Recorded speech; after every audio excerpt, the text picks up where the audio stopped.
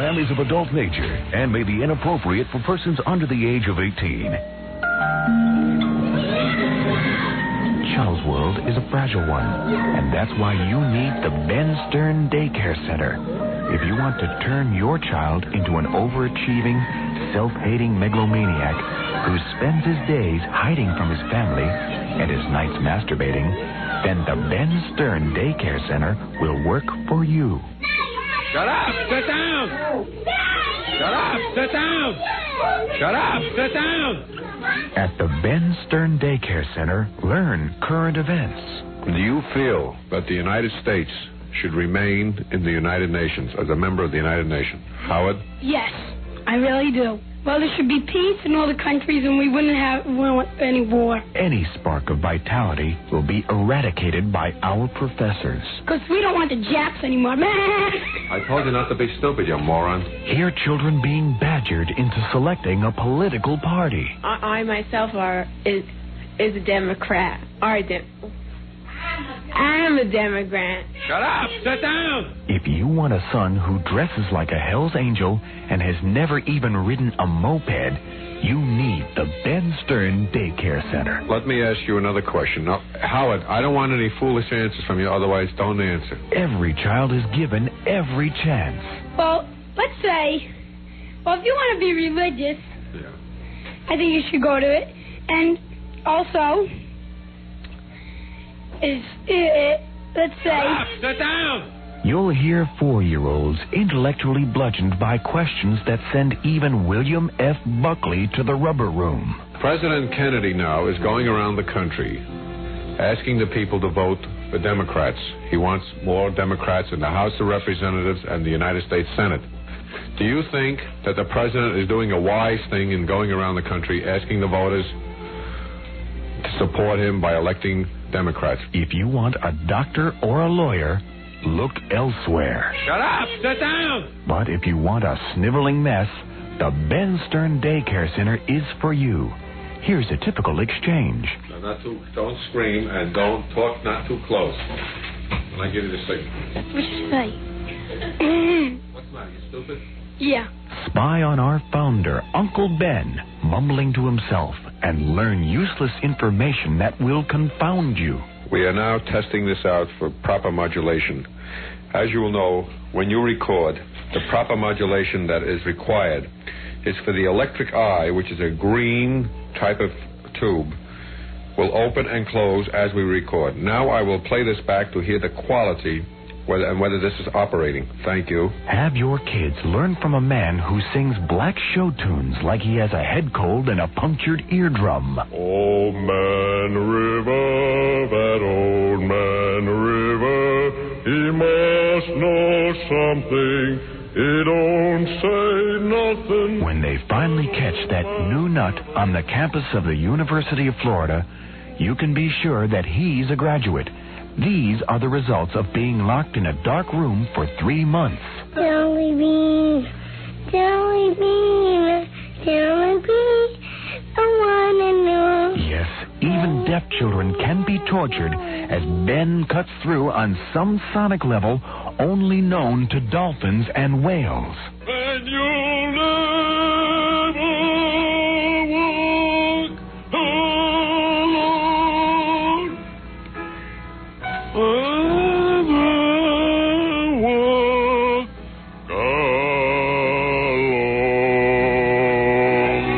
Now you know why he walks alone.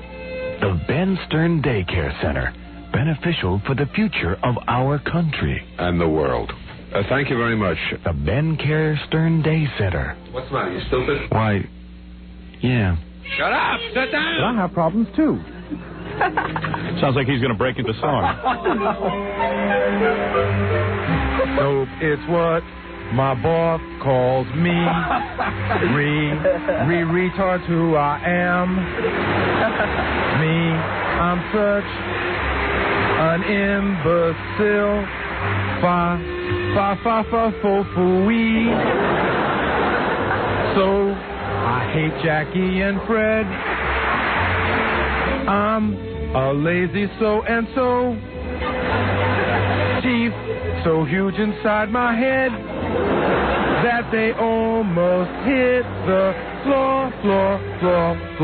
So I screw up all I do. A retard's what I am. Me, I hate that Robin bitch. Why can't she go far away? The show I constantly mess up. Like the song. La, la, la, la, la, la, la. She's so huge inside my head. I'm a hopeless, useless schmo. Me re-teeth lost so far, me dope.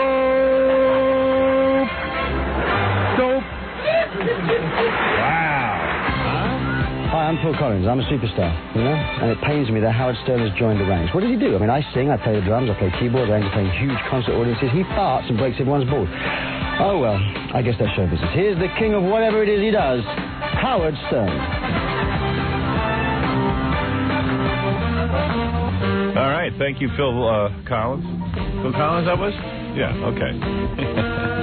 way to be on top of things. I had a busy weekend. Today is Tuesday. We missed yesterday. I was here, but couldn't figure out how to get the equipment working, so we had to run best of. Well, I'll tell you all about my weekend. The highs and lows. There were lows? Oh, yeah. Big lows. Oh, dear. Big lows. What could be so low? You're on a high. I mean, how could you be low right now? You have a movie coming out. Where's your face? I left it in the other room. I know. Go home and get it. I've just been in here terrorizing everyone in the room and I screaming. thought that you were in a good mood this morning. Nah, you know, I was. First of all, I've been up since 1 o'clock in the morning, so my day is over. I don't know. I don't sleep anymore. I slept for 5 hours, 4 hours, and then I'm up, and I don't fall back asleep. That's not enough sleep? I guess it is. How much do you sleep? I usually get about 4 or 5 hours. Really? Yeah, I guess that's all we need. Run on. Yeah. Yeah, I didn't realize. It never was like that for me. Maybe as I get older. I told you, you're losing your melatonin. Yeah. I'm like, that's good because Lord knows I don't have time to sleep. There's no business like show business, I've learned. And it goes 24 hours a day. I just can't wait to get in it. So, no, I don't even want to do this rap now. It just seems... I just can't tell you this. This is... forget it. Wait, who are you talking to over there? It's like you're hearing voices this morning. Who are you looking at? I had a yelling fit about the air conditioning, and I hate to sound childish, but, you know, remember before we moved into this studio, Tom Chiasano was coming to me every day. We're going to get the air conditioning worked out, all this kind of thing. And what temperature would you like it to be? Yeah, what temperature do you want it to be in the room? And I came into the room this morning, and we had all this, you see this new part of the set, all this glitter stuff? Uh-huh. That was for Aerosmith, because I guess they were supposed to perform, but now I hear they're not performing, or I don't know what the point of Are they coming, but they're not going to perform? I guess they're coming, and they're not going to perform. I don't know what the hell that's all about. But what's the point? What are they here to do? They wrote a book or something? Yeah, I mean, those guys are rock stars. Sing some goddamn song for me, will you? So, I don't know.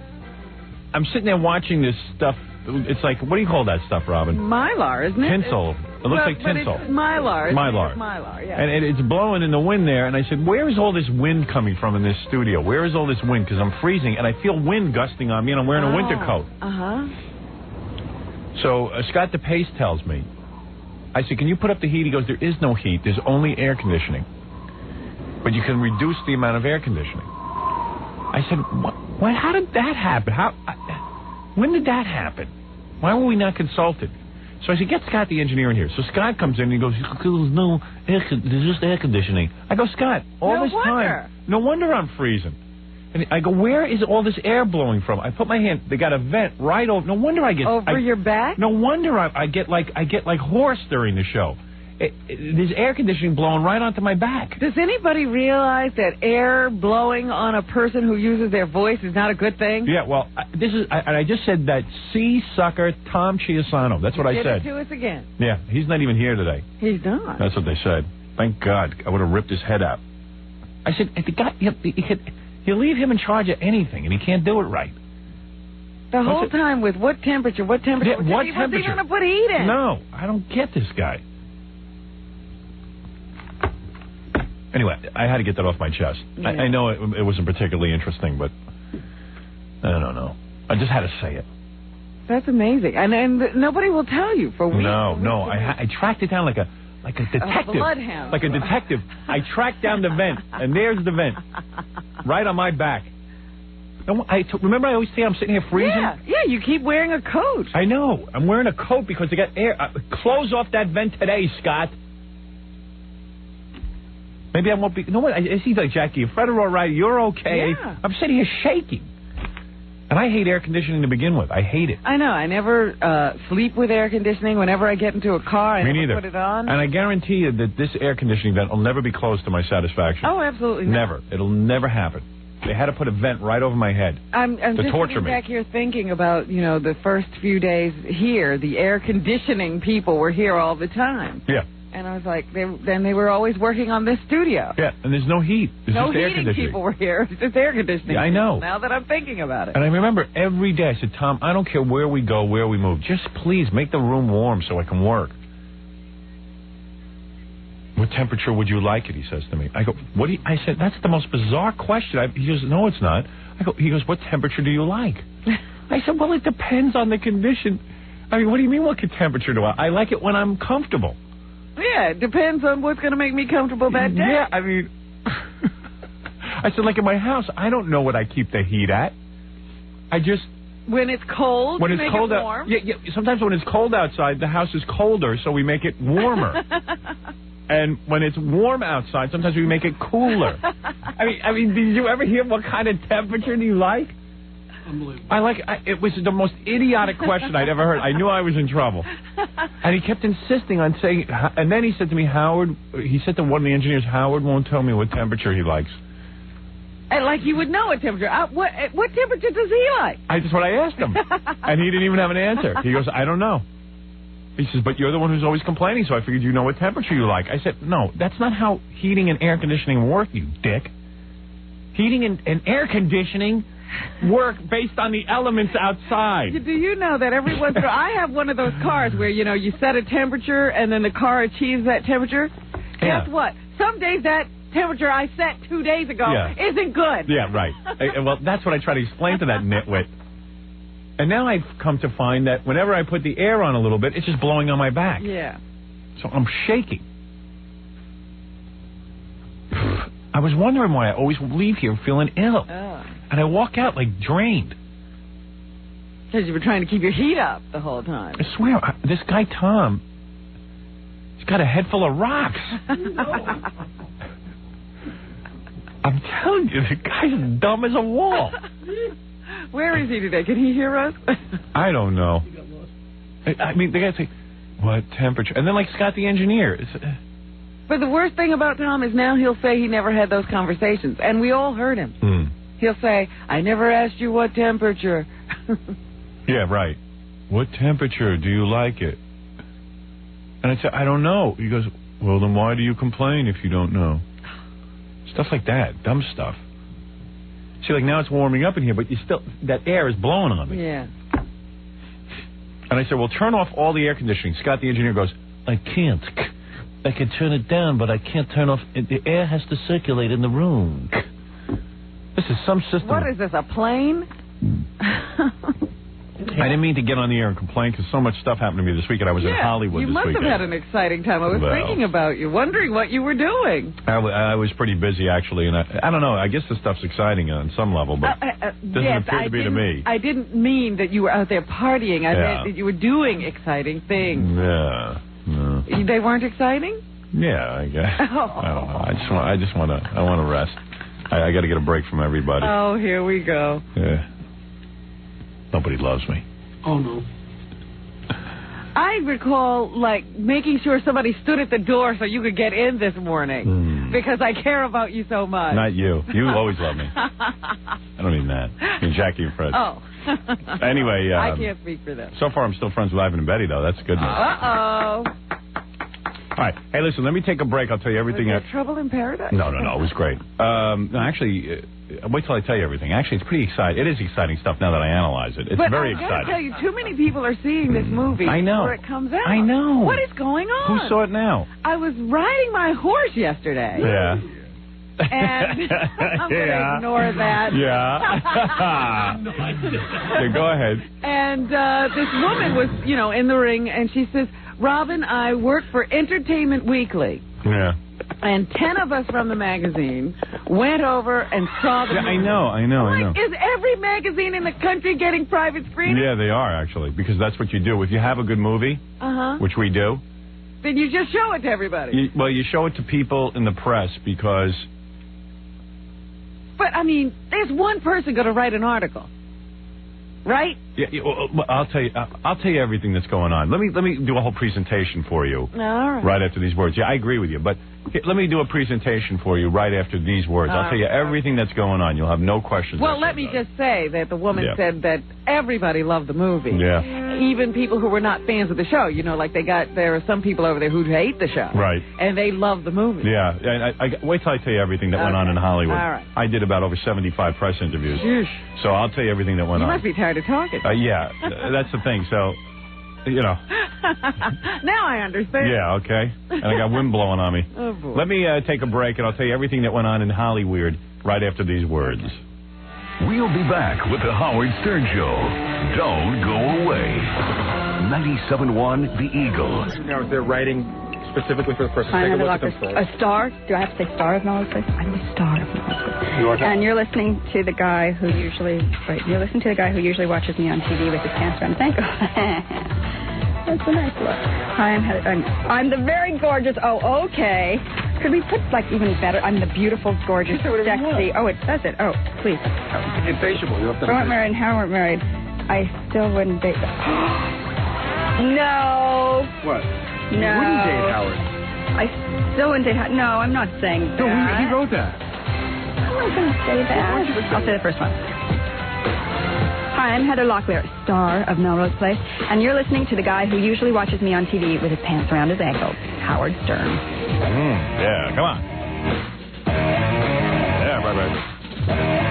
Put your pants down around your ankles and pull.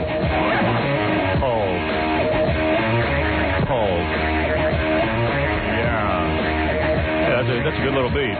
Put your pants down around your ankles and pull. I like that.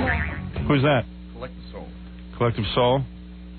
They got a lot of rhythm there, those boys.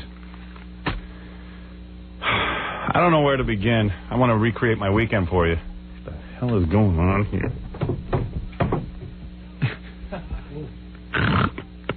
I'm wrestling with a microphone. My Uncle Bisson. Oh, man. Uncle Blizzin. So, Gorilla, tell Robin what you just told me. I got offered $1,000 for my premiere ticket. Your premiere ticket? Yeah. $1,000. $1,000. Look at how much money you could be. Gary says that's nothing. Really? Please. That's so many people want in on this thing. And like people with money. Yeah. And it's early yet. The day before, I guarantee I can get, a couple thousand each. Yeah, well, I'm going to leave these premiere tickets for my fans, for the people who supported me most, the people who listen to the radio show every day. Have you gotten to the point where you're ready to tell how people can get tickets? No. Oh. I won't be at that point until... After the premiere. Yeah, because the premiere keeps changing, and I was in a meeting on Saturday in between talking to 75 press people. I was confused, to say the least, because they keep changing the premiere around. My original concept keeps getting changed around because of logistics. What is it? It's weird because I've been getting those phone calls where it's like, hey, what's up? Haven't seen you in a long time. What's going on? Oh, really? And you just know. It's like, hi. Oh, yeah. So, let me ask you a question. And you just know what it is. It's I can't do premiere tickets. I can't. If you can't do this, let me know. Or I never ask for anything. Yeah, well, I'll tell you something. Even my sister asked me for 12, and I said no. I know somebody that... Because I want my fans to be able to get in. I could give away all these tickets to industry types. I know someone that knows your sister, and he was like, I'm friends with Ellen Stern. He goes, yeah, she's hooking me up with tickets, no problem. Yeah. I went, oh, really? Yeah, good luck. I'm not even hooking her up with tickets. Some guy offered me... Well, Ellen's friends aren't going to be industry people, are they? Yeah, but you know what I mean. I don't want people As far as I'm concerned, my sister's industry. Oh. Okay? The whole family has become industry. Some guy offered me free movie passes for pretty much for the rest of my life. Really? Like, work for a movie company. It's like I got passes to every theater in the country. Yeah, big deal. But that's nothing. Right. Better than that. You can pay. You can afford to go to the movie. Exactly. I don't know where to begin. You know, first of all,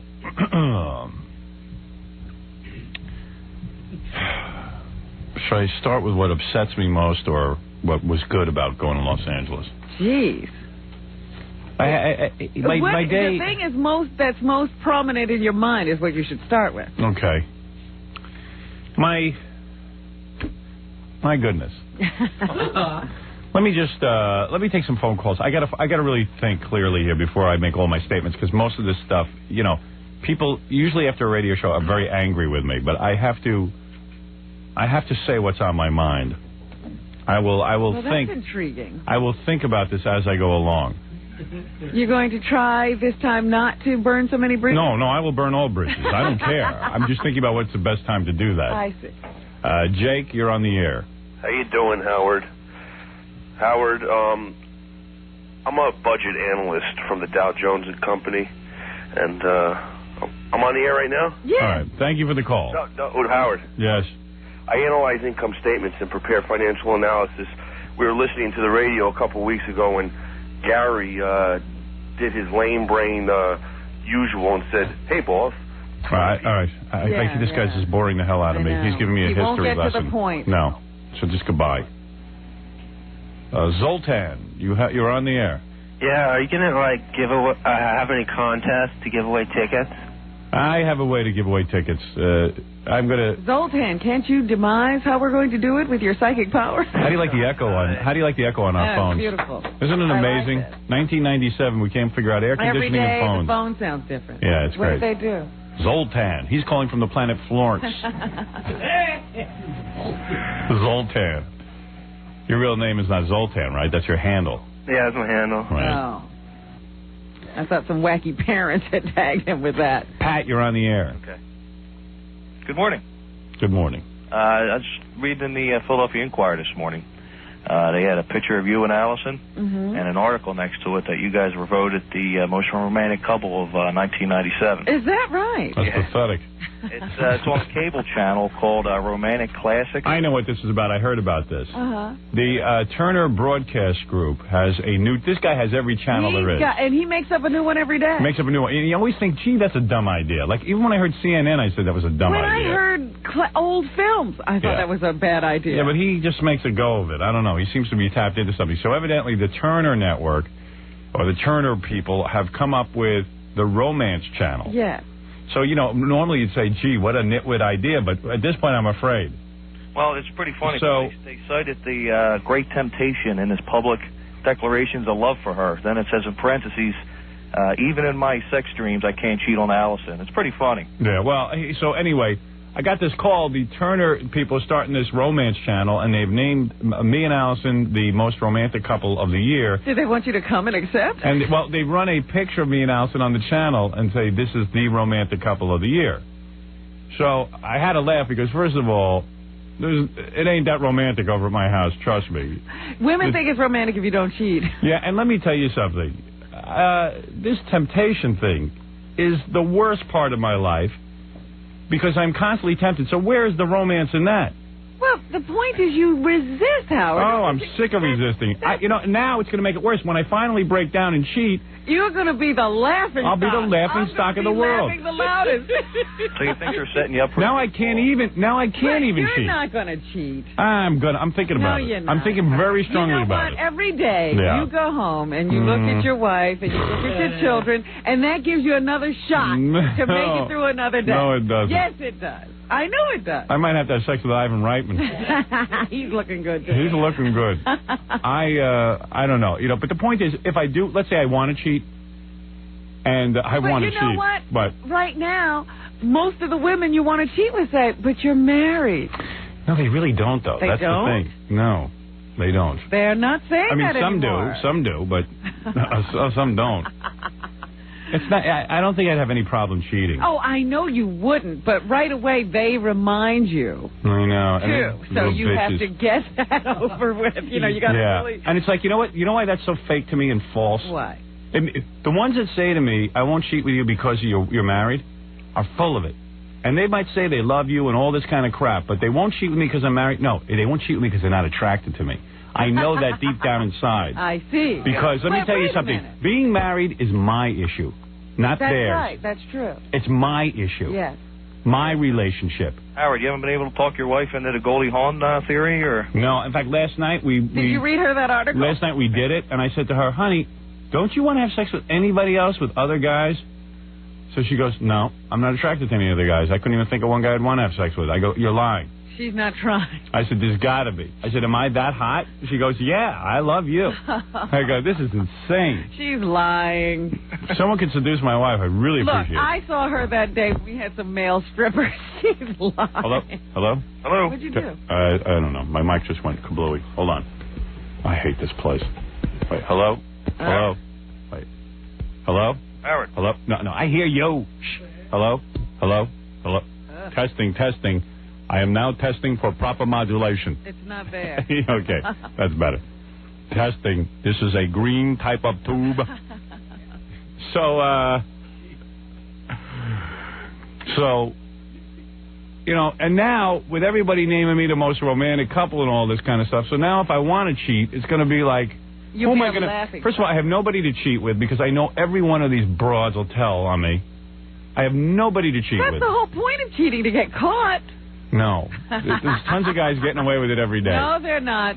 Somebody knows, and eventually it comes out. No, it doesn't. Always comes out. I know guys who are cheating successfully. You know what?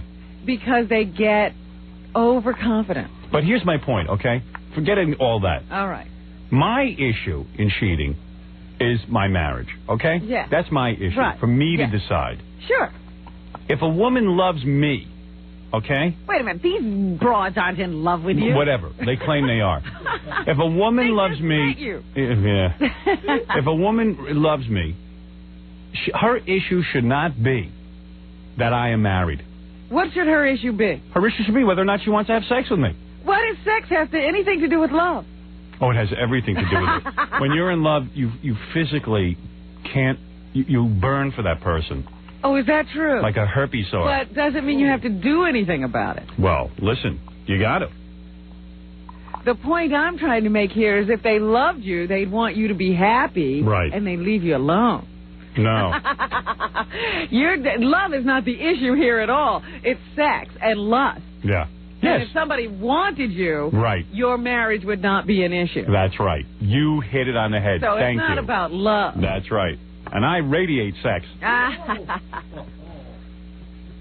Believe me, if a woman was mad for me, but what Robin is saying, if a woman was wild for me, mad for me, my wife wouldn't even enter their minds. Couldn't care less about your Sex wife. knows no boundaries. That's right. It goes for it.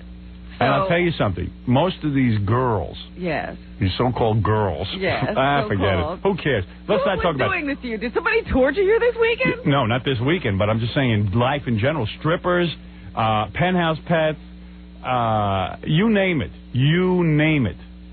I will never get to cheat now because I'm the most romantic couple of 1997. Interns torture me. That's just a year, Howard. Oh, yeah. Howard, can I ask you one more question? You know, because... you got to figure 1997 will end, and then you won't be the most romantic couple. I'm living in the village of the damned. No one is allowed to name me most romantic anything. Oh.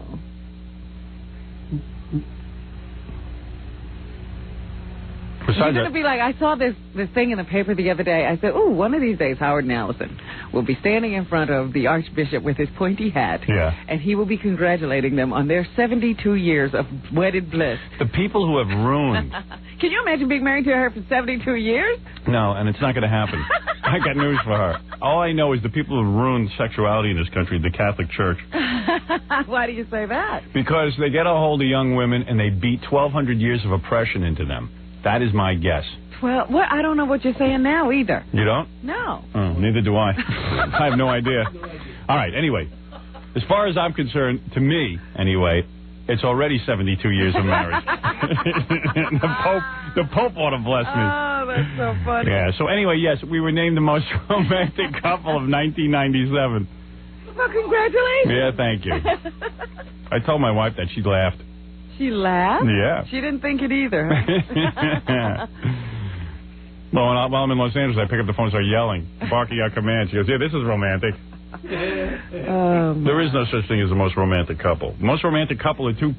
Wait a minute. Don't strangers. Speak for everyone. Two strangers. There are romantic people. Name two. I can't right now because you caught me off guard. Right. But I know couples who are very romantic. You do? Yeah. Yeah. Well, the guy must be a loser. Name Okay. Even Jackie's romantic. Do you know what Jackie has done? Jackie once filled a whole apartment with roses for Nancy's birthday. Yeah, that's good. That's romantic. It is. Yeah. Oh, what do you consider romantic? I don't consider that romantic. Liz, you're on the air. Hi. Yes. Good morning, everyone.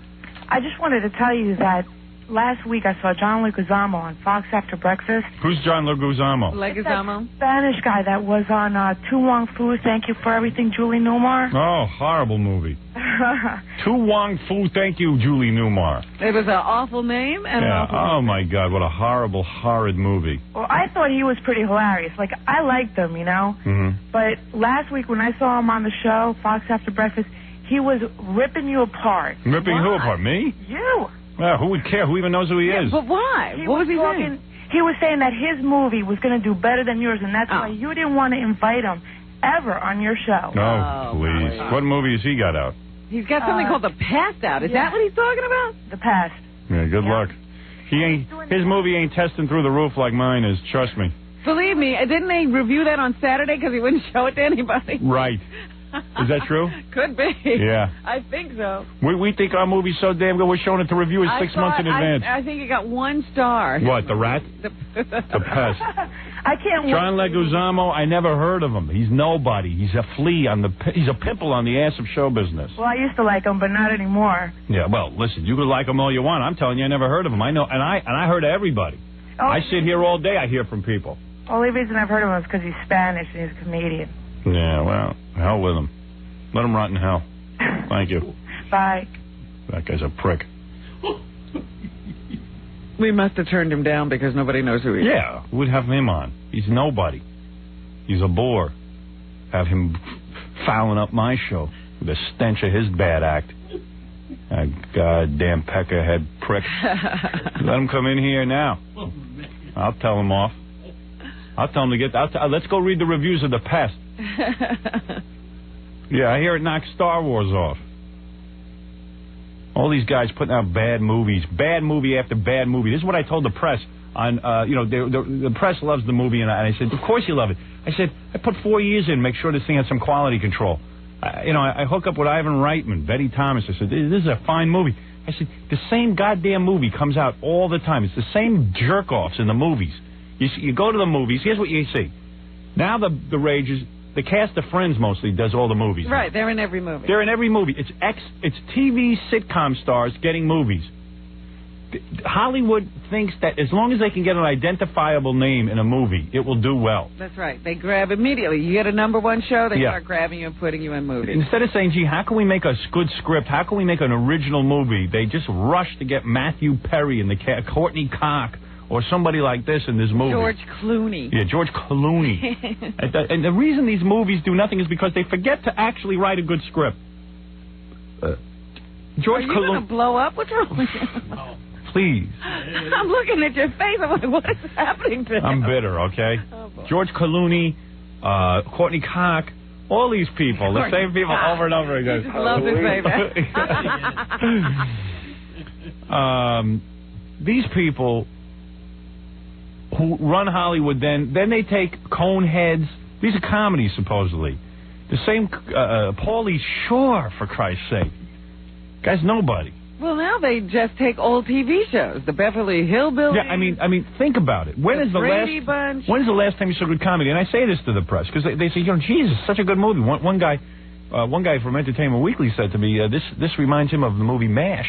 He says, I haven't seen a good comedy since MASH. It's the first time I've had a good, solid laugh.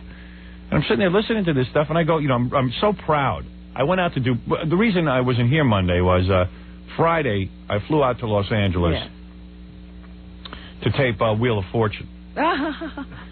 And when will that be? That's going to be on Friday, the night the movie opens. Oh, my goodness. Now, what are you doing on the Wheel of Fortune? Well, I don't want to give it too much away, but what I wanted to do, I was anxious to get on Wheel of Fortune because Wheel of Fortune, Robin, is the #1 show in syndication. It has something like, could I be wrong about this? Like 35 million viewers or something. I don't know. It's on the order of Baywatch. Yeah. It's quite phenomenal, actually. And what 35 million where, though? I don't know. You wonder where those people are. In Poland. So, but there's just, and it's real Americana. You have no idea. You almost feel like when you I left people who want to see people spell. Yeah. I left the show Friday morning, as you know, and I got to the airport. I took the noon flight out to Los Angeles. I got out of the plane. Thank God I don't know how this all worked out. Got out of the plane, got to the hotel, just took a shave, freshened up a little, changed clothes, got over to Wheel of Fortune. Did you see Vanna? Oh, yeah. I sure did. Hey, now. Now, first of all, it is so wrong to see me on Wheel of Fortune. It just, the idea that I'm on it is completely wrong. That's right. You're ruining America now. Yeah, I mean, it's just... And you have the audience is filled with... They have an audience? They have a studio audience, but it's 70-year-old women, 70-year-old plus. Wow. I didn't even know there was an audience there. Yeah, well, I'm not sure everyone was breathing. They certainly don't make any noise. Yeah, now, I don't know how much I should really reveal about this appearance because... well, were you a contestant? No. My original idea was, this is what I wanted to do. Because you don't need money, do you? No. What I wanted to do, I could always use some cash. That would be funny if you went on. In fact, while I'm there, some woman had won like $45,000 or something. It was unbelievable. I was like, I said, let me go on the show. I could outwit these nitwits. I could certainly spell. You know what the puzzle is long before they do. I don't think I could ever solve one puzzle. I'm being honest with you. Come on, do you sit at home yelling at the screen because people are not getting it? No, I'm like, well, I can't. There's like one letter left and I can't get it. I'm like, what is it? So, I don't know how much I'm supposed to reveal of this, actually, But, all right, maybe you should keep it. Maybe I'll keep it, but I got to just tell you a few things about it. So I get there, and what I wanted to do was, this was my idea, to dress. I vowed not to dress in drag anymore, but one last time I wanted to be the woman. I wanted to stand there with Vanna and turn the letters on the Wheel of Fortune, but they wouldn't let me do it because it's a game. You can't do anything that would distract a contestant because a contestant can claim someone else had an unfair advantage. Right. So it's really weird ever since the stupid game show crap, quiz show crap. Thing, yeah. Yeah, the $64,000 question that was rigged. So they wouldn't let me do that.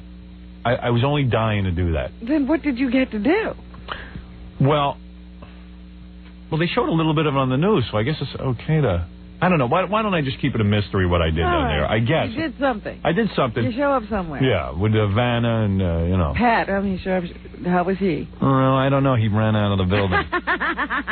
He wouldn't appear with me. Ooh, that's interesting. Yeah, which is kind of cool, actually. Yeah. I don't care. Vanna was real cool. Vanna was cool. Well, we've talked to Vanna before. Did she ever know that we played that joke on her? Yeah. Vanna was a good sport because, they had to talk her down off the wall first before I entered the room because, remember we had on, you know what I'm going to say, right? Yeah. Remember, what's that guy's name? Oh, God. Remember we had on the actor? Corbin Burnson. Right. And he was talking about how he took a shower with Vanna or something like that. He was the one who told us all about his evening with Vanna White. Yeah, right. But, Vanna was like, she was cool and... So she didn't even mind the Channel 9 thing. It was the embarrassing. I don't know. I don't know what she minded, but I know that she had to be assured that I could... Be trusted. Yeah, because my whole philosophy with the movie is that I truly believe after these test audiences, and I've always believed it in my heart, that the movie, as you say, these people from Entertainment Weekly who hated me now love the movie. I truly believe that my marketing issue now is, how do I address that audience? How do I get the audience to come that isn't a fan, that perhaps maybe is a fence sitter, I call them. And would be inclined not to go simply by reputation. Right. So I felt by making an appearance on this Wheel of Fortune, I could address that audience. Let me ask you, is that 35 million Americans? Yeah, I think so. Are there that many Americans anyway? Oh, more than How many Americans are there? Oh, we're in the 200 million. Yeah, I think that Wheel of Fortune reaches 35 million people. Because that's, Baywatch is like 35 million around the world. Yeah. But you must be talking about 35 million Americans. I believe I am. Sheesh. And maybe some Mexicans. But I don't know. Yeah, who are in America currently illegally. They're all watching Wheel of Fortune. But, trying to learn the spell. But I don't know. It's something like three out of every 4 Americans sees that show nightly or something. Like something wild like that. Man, oh man, yeah, it's pretty wild. So it was really interesting because the whole all backstage was electrified because nothing has ever happened on that show. Right, they don't even have guests. The people working behind the scenes were like, oh my god, I don't know what. I mean, this is the most exciting thing that's ever happened on Wheel of Fortune, and I'm like, oh my God, this is such pressure. Now, wait a second. Some guy has some tape of. Who's this? What? Hello, who's this? Melrose? Yeah, hi. Oh, what do you have? Tape of the LA? I've got tape, and it's a especially juicy tape. You know why? Why? Because this is the station that is also that owns the Mark and Brian show. So they really loved your movie, and they loved the Wheel of Fortune appearance. It's a long tape. Let me hear it. It's 3 minutes. All right, play it. Who is this? This is Channel 7. Channel 7 News. It's Maria Gennaro, who's used to be the weather girl in Miami. She now works for ABC. Just go on and play it. Yeah. Okay. All I know is they have such hot news women out there, and every news babe was coming on to ready me. for the clip? That's what I'm talking. You That's saw all the news babes. Yeah, that's why I'm frustrated. Ready for the clip, Howard? They wanted. So even news babes. News babes wanted to come to my room. Stop it. Yeah. Who said that? It's a rumor. I can't take it anymore. I don't want to be the most romantic You're couple. telling me, stop, forget Melrose for a second. Right. A newswoman said to you, what? What? Come on. No, there was someone there did proposition me. How? They said that, what are you doing later? So, it was. When did they say this to you? Privately, in a hallway. They pulled you aside. That's correct. And were they touching you? Now, I don't mean they put their hands down your pants. Oh, that's what I meant. Listen, no, I don't want to... I want to know. So no, they didn't touch me. No. They weren't, like, fiddling with you in any way. They weren't... They were mentally effing me. Trust me, I'm a man. I know what's going on. I'm just asking about body language. Yes. Was she leaning against the wall? She was leaning in. Was she touching herself? But this was no. She wasn't touching her. She was being. Or, she was yes. She was being coquettish. Yeah. Okay. Yes, that's what I want to all. know. Believe me. And then she said, "So, yeah. What are you doing later? And you said? I said, I'm just. I went into my automatic pilot and went, I'm just pretty busy, and I'm working all day, and that was it. You didn't take up any time at all with her. No, I did not. And I'm sick of it. I'm sick of it. I don't believe it. I swear on my life. You always want to do that. I swear on my life. You didn't spend any time enjoying this at all? Nope. That's what's making me sick. I don't believe it. I swear to you. I was acting so damn professional, it was ridiculous. I didn't grab her. I didn't schmooze with her. I didn't do nothing. Usually you'll sit there and go, oh, what are you asking me? No. I was so tired I couldn't even move. All right, Melrose. Hey, Melrose, let me put you on hold during the commercial and I can listen to this when we get back. Sure, no problem. All right, hold on. That's Melrose Larry, triumphant from the O.J. case. He's been very involved. You know what? That news person was probably doing an undercover report to see if you really were the most romantic. No kidding. Duh. That's what I can't trust anyone. I'm a 200-pound man filled with 300 pounds of anger and frustration. Hold on, Melrose. Sure, no problem. The new Melrose. Sure, no problem. Yeah, okay. We'll be back right after these words. We'll return to the Howard Stern Show after these messages. You're listening to the Howard Stern Show. Hey now. Hey now.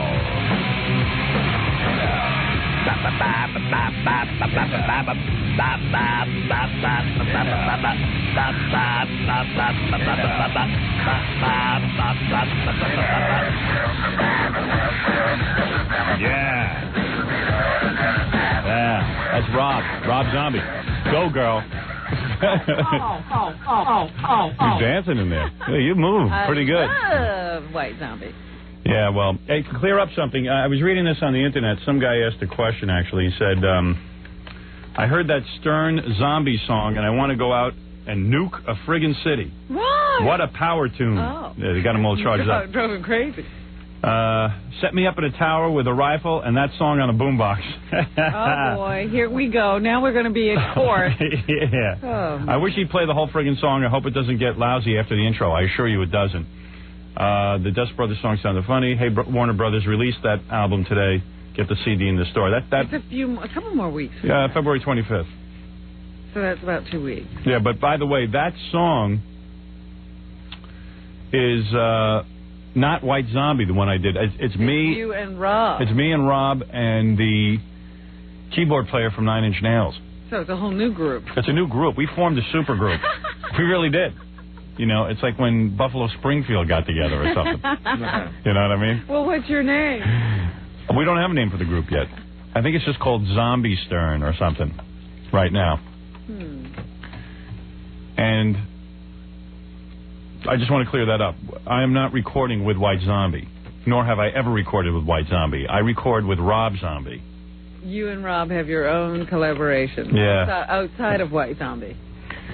Yeah. This is just Zombie, maybe. I was talking to Rob. I was out in Los Angeles, and he called me up, and we were going to go over to that Tropicana on Sunday night. Tropicana? It's a T&A bar. You know, we were gonna take Homo Ralph and put him in one of them mud wrestling. They have a mud wrestling ring, the pit. We were gonna put him in there with a guy. And let him have a good time. Yeah. Sliding around with a guy. Ralph's no homo. Oh, sure he's not. Well, What'd you see him do? I didn't see him do anything, but I just don't think he's a homo. Come to think of it. Anyway, but I never got around to that because I was too tired to do anything fun on Sunday. So I just sat in my room. The Tropicana. Yeah. Because I said to Rob, hey, you want to go over there Sunday night and look at some breasts? Wasn't that where Ricky used to play? Yeah, the They Tropicana. have a mud wrestling pit. Yeah. I've never really had any time to have any fun in L.A. Well, you're working now. Yeah. This is the thing about, actors. Yeah. You know, when you put the movie out, you work when you do the movie, and you work when you put the movie out. Oh, I see. It's in between that you're supposed to be having the fun. Oh, let's get back to Melrose. I didn't realize he was still on hold. That's right. Forgot. Melrose. Oh, Howard, there's so much to tell you. Don't start. Uh-oh, you're going to ruin this. No, I'm not going to play the tape. All right, I'm going to play the tape right away. All right. Okay, ready? It's a long one. All right. Okay, Howard, here. Can I just give a shout-out to Poncelophone? Go ahead, come on. All right, here's the tape. Here, ready? 3 minutes. He's a kinder, gentler Howard Stern. The radio shock jock made an appearance tonight that left quite a few people shocked in a different way. Maria Gennaro caught up with Stern tonight and is live here in the studio with this special report for us. Maria. Absolutely, Harold. When you think of family-oriented programming, the name Howard Stern just usually doesn't come to mind. But tonight, Howard made an appearance on a Wheel of Fortune to try to reach a segment of the audience which may not normally view or listen to his shows. So we had Howard Stern. He's here. The self-proclaimed media king himself, shock jock Howard Stern, made a cameo appearance tonight at the taping of the game show Wheel of Fortune.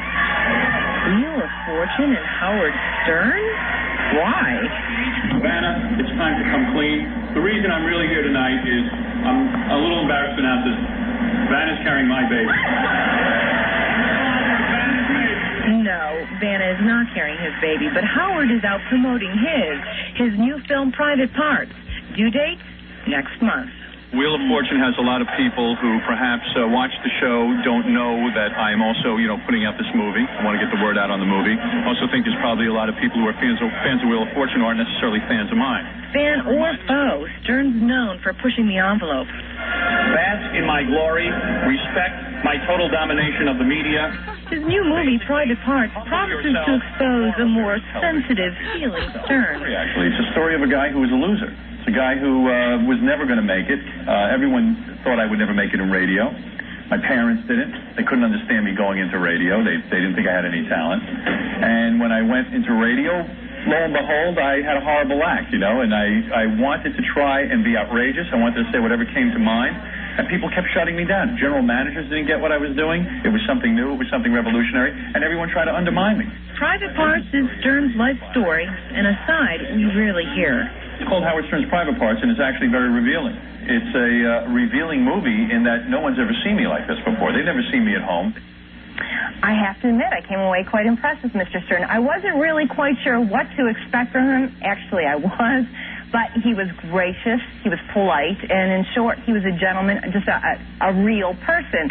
It was certainly different than the person I've heard on the radio, so a totally different side of Howard tonight. Back to you, Lisa. All right, thanks, Maria. Well, you know who's really a lot like Howard on the radio is Dallas Rain. How was it, Howard? Sounds like she got a little damp in the panties. Sounds like she might have wrecked a pair of pants. Hey, what does she look like? Which one was she? Maria Gennaro, real good looking. Yeah. A lot of them are real. They're all real good looking. It's unbelievable. It's not in New York. They get the scrankiest broads to do the news. Well, they all went out there to become actresses, Howard. And they couldn't become actresses, so they became newswomen. There was one newswoman who interviewed me. There had to be implants. I don't know what she had. She looked like the hottest stripper I ever saw. Stop it! She had huge ones. Oh my God! And wearing the tightest, skimpiest outfit. Really? What the? I wish. Wait a second. She said she replaced Dorothy Lucy. Do you know who that? Too. Yeah. What's her name? Oh, I know. What a little minky. Gorgeous. Well, but annoying as hell. Like Amy Lynn. If I did her, I would have to get the hell out of the room right afterward. You'd have to run. But I would have done her if she could have been discreet. As you're running out of her room, yeah. It'll be discreet. She did not seem discreet at all. And she had this annoying voice, but what a face and body. The face of an angel, I swear to God. I'm like sitting there going, wow, we ought to get some newswomen like this. No, we want to hear the news here. I looked for you in L.A. What? I was looking for you. I was on Melrose Avenue looking for you. Really? I was holding up my sign. I had a sign. Well, I didn't see you. Hey, I got to go unless you got something else to say. I got something else to say. All right, quickly. At the O.J. trial yesterday, it was wild. We were all like that show with Judd Hirsch, that therapy show at the end. We were all so depressed it's over. And today I'm going to go see the tour bus. All right, we had enough of him. He played a tape. That was good. All right. He has nothing to say. Yeah. Yes, I went on Wheel of Fortune Friday night. And it was weird because I was really... usually I get off the plane and I feel like I'm in a time warp because you do the show. You start off at 4 in the morning doing this show. And then you feel like your day's over. And then you get on this plane and I'm sitting there going, oh, man, we got to get right over to that Wheel of Fortune. It just seemed like endless days. Right. Well, it seems like a whole day is stretched out in front of you as soon as you land in L.A. Yeah. And you just did a day. And it was so surreal. And then after I finished Wheel of Fortune... I sat down and did about 5 or 6 television-type interviews. Yeah, because you're there pretty early. Yeah. And I knocked out a couple of newspaper interviews. So then, the next day, they had scheduled for me kind of like like a press junket kind of thing, where you go into a room. You're sitting in like a hotel room? You're in a hotel room, and we had about 20 rooms booked in the hotel, so you go from room to room to room, running around to different things. Oh, so you changed rooms. I changed rooms, and sometimes the reporters just came in, and I spoke with the... first, I spoke with a newspaper reporter, and I did about an hour with her. Then you do... I would address the international press, Russia, Japan, this and that. Literally Wait a minute, in like a press conference? In a press conference room. Situation? Yeah, and I would walk in and make a presentation about the film and talk about the film. Russia? Now, you got to understand something. The press loves this film so much that when I walk in the room, they talk. And this is how I do every interview now. Like, I talked to Bob Goen from Entertainment Tonight, and he was raving about the film, so he gets the camera and he goes, well, tell us about the film. I said, Bob, you tell people about the film. He goes, this film...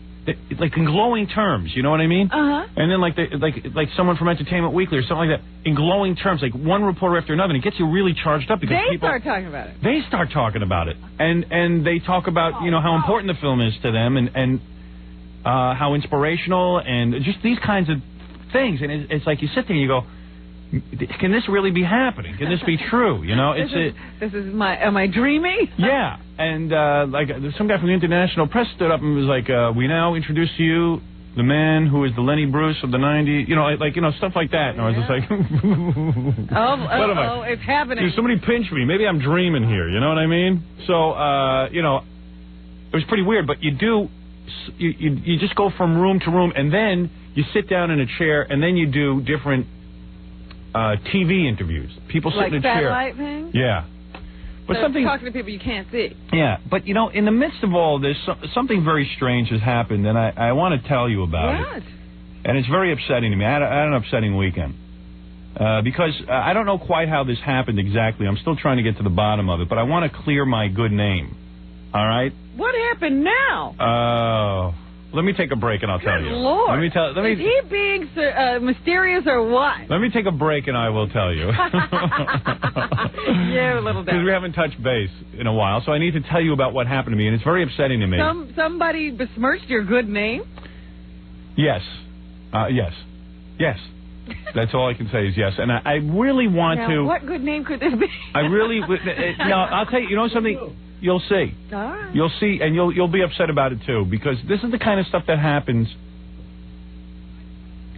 You know, people tell me that I'm a control freak. And I guess I'm a control freak because I do worry about... Let me talk about this when I get back, all right? Something happened this week, and I want to discuss with you, and I want the audience to understand something very clearly when I get back. And I might have to repeat this a couple of times because it's that important to me. All right? Fred, you're fired. All right. Let's we'll take a break and we'll be back right after this. More to come when the Howard Stern Show returns in a moment. 97.1 The Eagle. It's the Howard Stern Show. Certainly is. Howard. But you couldn't wait for me to get back from break. Now, let me tell you what happened to me. So, in the midst of all of this, I've agreed to do... I've actually been smart about the promotion of the movie. I've agreed to do some magazines. I'm not overloading it, though. You know, I'm not doing a lot of magazines because what happens is then there's too much oversaturation. So, make a long story short, you plan this stuff months in advance, and I get a list of things that I'm supposed to do. And one of the things I was asked to do was LA Magazine. And at first I said no because I really didn't see the value in doing it. I'm pretty popular in Los Angeles, and quite frankly, I'm concentrating on markets that were not on the radio, so it didn't make any sense for me to do LA Magazine. But some of the publicity people talked to me, and they said, it's a good magazine, people in the industry like it, and it's, you know, it just sort of will go a long way in terms of creating a buzz in Hollywood, you know, blah, blah, blah, blah, blah, blah. So you hire experts and stuff to advise you, and my problem in life is that I tend to be such a controlling person that I don't listen to anybody, and that's dangerous. You got to listen to people like the people at Paramount tell you where to buy commercials. I don't know how to buy commercials and where to buy them and all that kind of stuff, and you only hope that there are those that have expertise. And I am a control freak. I admit it. I believe that the reason I am successful is because I have always been smart about what I put out on the market, you know, in terms of the radio show and in terms of all these other projects that we do. Whether I write a book or I do a video or something like this, I always try to give the audience something spectacular or at least different. So I agreed to do, among many things, I agreed to an interview with LA Magazine. And I did, the first time I was to be interviewed by LA Magazine, the reporter was going to meet with me in California. When I was, you like this already. I said you want to know where you're going. I got plenty to say. Don't worry, honey. I'm like, all right, where are we going? All right, are you in a rush? No, it's just that, you know, I would like a clue. Just keep listening. You'll learn. I'm like, what is this, my father talking to me? Intrigued? If you were a caller, you would have hung up on you by now. Right, okay, fine. Am I being dull? Because I'll stop. I'm saying that, you know, there's a lot of build-up. Right. Well, you don't want build-up? Tune to another station. It better be good if you're going to build it up this Well, no, much. I want to get background. I have a very specific point. All right, how many times do you have to say you're a control freak in the build-up? 3. Okay. Have I said it 3 times Yes, yet? Actually, I've only said it twice. No, you said it 3. Okay, all right. Anyway, let me continue. Because I'm trying to remain calm as I tell you this story, okay? I'm trying to calm myself down because I'm on fire. My balls are in a snit. I'm jacked up.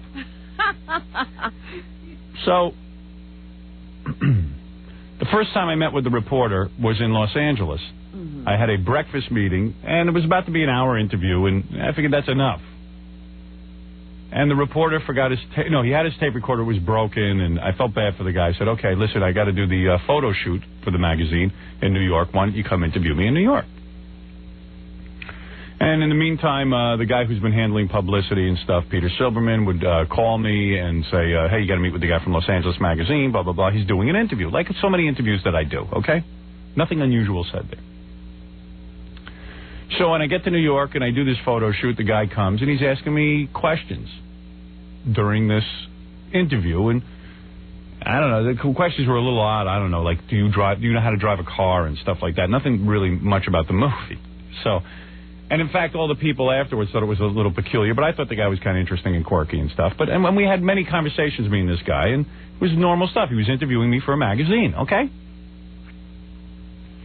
So while I'm in Los Angeles this weekend and I'm in the middle of my press junket,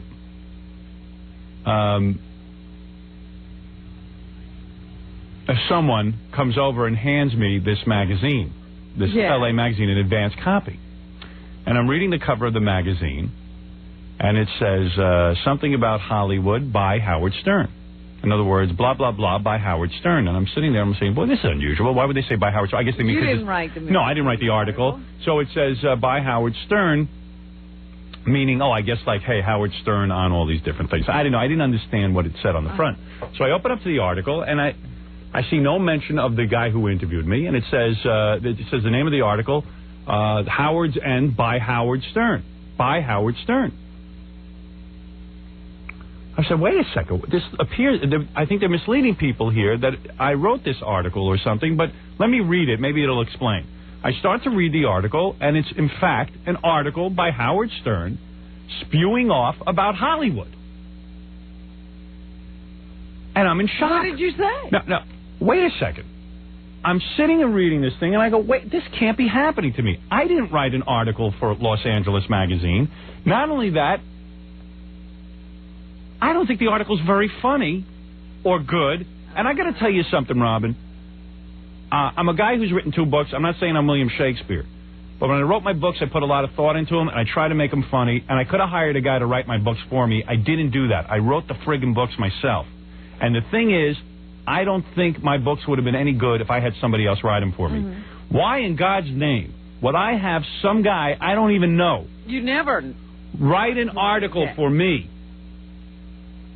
So I call up my attorney, and I say, "Can you just put somebody's name on an article?" Mm-hmm. I said, "This is amazing. I'm embarrassed by this article. It's not funny, and I don't get what's going on here. I'm caught in a daze." I said, "Can we stop this magazine from coming out? I think it's also very disparaging, the article. I don't think it's not. I think some of the things that are said are not nice and not funny. I don't know how this is happening to me. I know that we're doing a lot of publicity." Mm-hmm. So we get in touch with LA Magazine. They say, well, we spoke to one of your publicists, and they knew that this was a byline piece. A byline piece evidently means they ghostwrite it for you.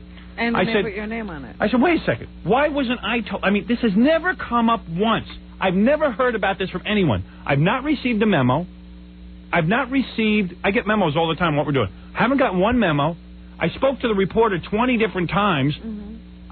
Do you think casually you'd say, hey, since I'm writing this in your name, I want to know a little background, or say something about the fact that he's writing this article in my name?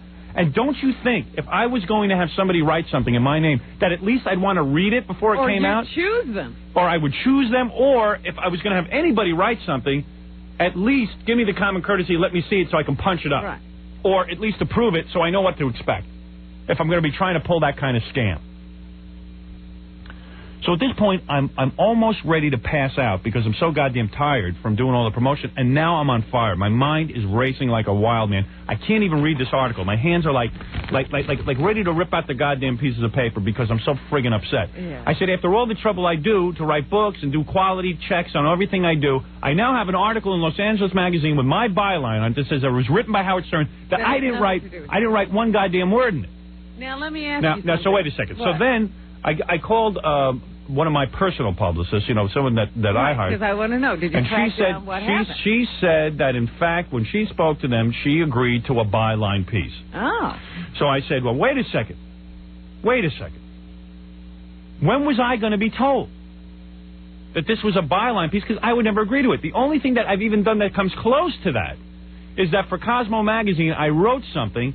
They called it a byline piece. Somebody interviews you. They send me a copy of the interview, and I wrote my own article. I wrote the friggin' thing that's appearing in Cosmo. I wrote it. If my name is on it, I goddamn well better write it. Because that's bull. I'm not gonna, get somebody to write something for me. What do I need someone to write something for me? I could write the goddamn thing myself. That's what I do. One of the things you're known for is your opinions. Yeah. So somebody can't, and your way of expressing yourself. Yeah, of course, it doesn't. If you read this article, Robin, it doesn't even sound like me. That is who you are. Yeah, and I hate when guys try to imitate me. You know what I mean? It can't be done. If it could be done, I could put out a book a year. I could send some guy off. And you would have had a movie script in no time. Yeah, I mean, so I'm like woozy from this. Now I'm saying to this publicist, I go, wait a second. So you made this deal? I said, and she says to me, but the deal was that they would give it to us ahead of time so you could see it. I said, number one, I got to tell you something. I said, you know me for a while now. We've been working together years. And she knows me. I said, why would you agree to a byline piece, number one? Number two, why would I want to do something like that? And if in fact it was a byline piece and it was agreed to, so where was the advance copy so I could see it before they printed it? Why didn't I at least see the article? Yeah, at least she could have kept on top of it since this is what was supposed to go on. Yeah. This is completely negligent. She said, well, the guy from Los Angeles Magazine never sent it over to me, and he was supposed to. That was the rule. I said, so why didn't you call? Why didn't you call? To track this down. I'm telling you, I don't know who's at fault here. I can't figure the whole friggin' thing out. I'm on fire over it. Not only that, I was supposed to have picture approval. Now, the goddamn picture really sucks. I look like a retard. And the thing is that whole thing was botched. So I want to go on record right now, and I know that, what good It'll does it do? It'll be coming out this way. Yeah. No stopping. So far, no. I'm checking into it, though. Number one, I personally did not give my permission to ever have anybody write something in my name. Never. I would never allow it, and I never will to the day I die. Because I've yet to find somebody who could write in my style. Whatever my style is, I do it. Number two, I didn't write this piece in Los Angeles Magazine. I had nothing to do with it, nor was I ever told it would be a byline piece. That's crap that Larry King does, or somebody. I don't know who writes that column he's got. I don't do that. This is not the way I write. This article is not by me. And so the opinions expressed in it are not yours. They're not mine. I have nothing to do with this article. Nothing. Zero. Yeah, I was interviewed, and there are little bits and pieces of things I said in the interview, but it appears that I wrote this article. It's completely, it doesn't even make sense, this article. I'm not even sure what the point of the friggin' article is. All I know is I had no idea that this guy was writing an article in my name. And why would I use this guy? I don't even know this guy. In a future L.A. magazine article or, issue, you will have a large retraction? I hope so. I haven't even gotten that far into it. Don't forget, I was on a plane all yesterday. I was on the phone from the plane with all kind of people. I mean, and really, where's the guy from L.A. Magazine? I'm not talking about the writer. Maybe it was kind of weird too. When the guy was interviewing me, he was telling me that he had once ghostwritten a book or something. And I was just saying, who cares? But I mean, maybe he in his mind thought I knew. Right. So he's just informing you that he. But it was really odd that not once in the conversation did anybody. Like, I know this guy, Peter Silverman from Paramount, who does the publicity. Like, if he had known about this, he would have said to me at least once, he didn't know anything about this. None of us knew anything about this. We didn't know that this is what the deal was. And if I knew that this was the deal, I would say, okay, interview me, send me a copy of my interview, and then I'll write an article from it. And who has time for that anyway? Who cares? Who gives a rat's ass? All the stuff you're doing, is this the time you'll be writing articles? No. Believe me, it was just like, it was enough to write that one that I had to write. It's absurd. It's absurd. So I'm sitting there, and I'm just like sick over it. I'm sick over it. And I know that, like, some people will hear this, and others won't, and will read that article and think I wrote it. And I'm just sick over it. I did not write it. I have nothing to do with the writing of this article. There's my byline on there, but God only knows how it got there, and I'm still trying to get to the bottom of it. That's the story I got last night. I'm sick over it.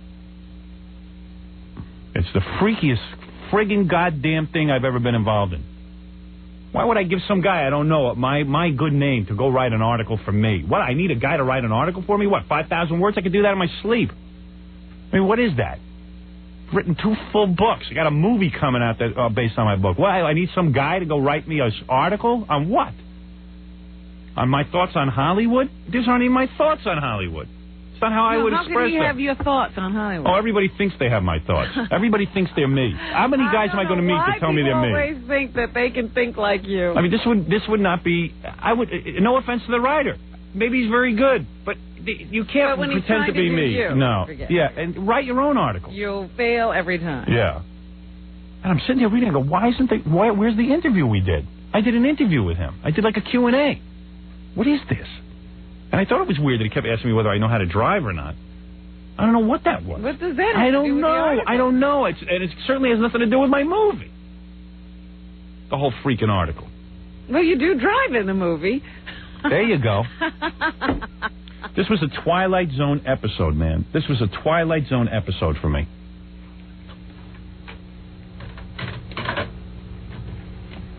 I even said to this publicist, I said to her, so let's assume I wanted a byline piece. I wanted a guy to write an article in my name.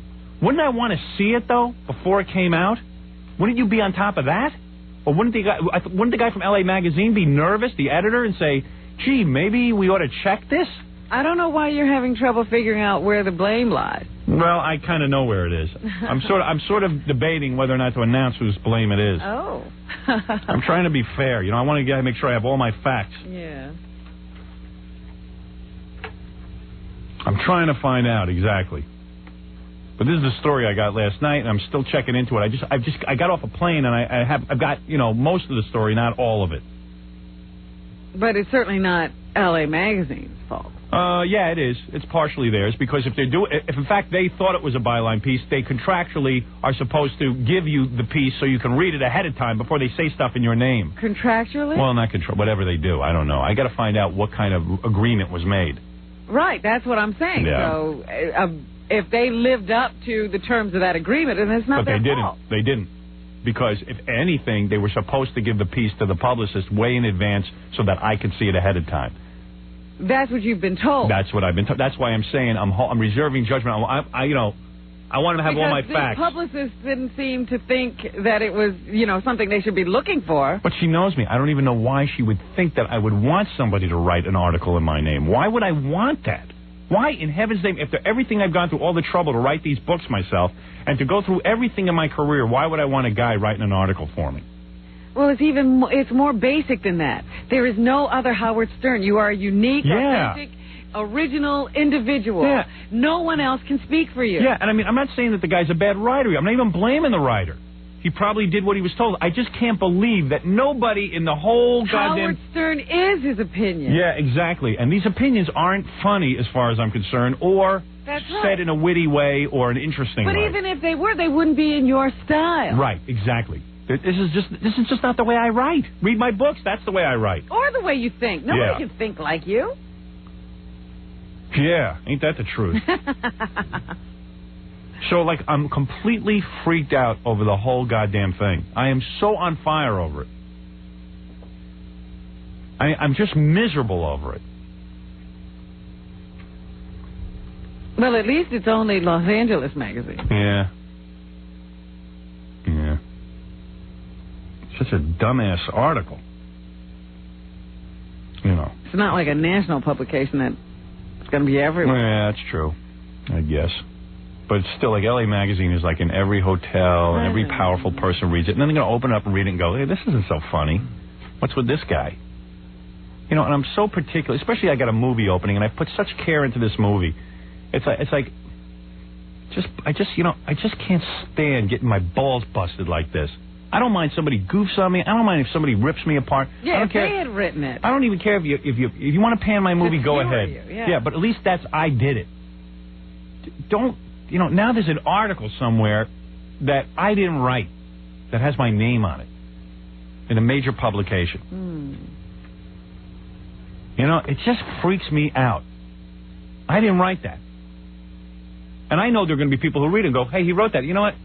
What the hell is he talking about? Yeah, if that's their only exposure to you and your way of expression. Vanity Fair this month, on the last page, they sent me, they do a Q&A. They sent me a list of about 50 questions. So I sat at my computer and I wrote answers to them. That appears in Vanity Fair. I wrote that. Okay?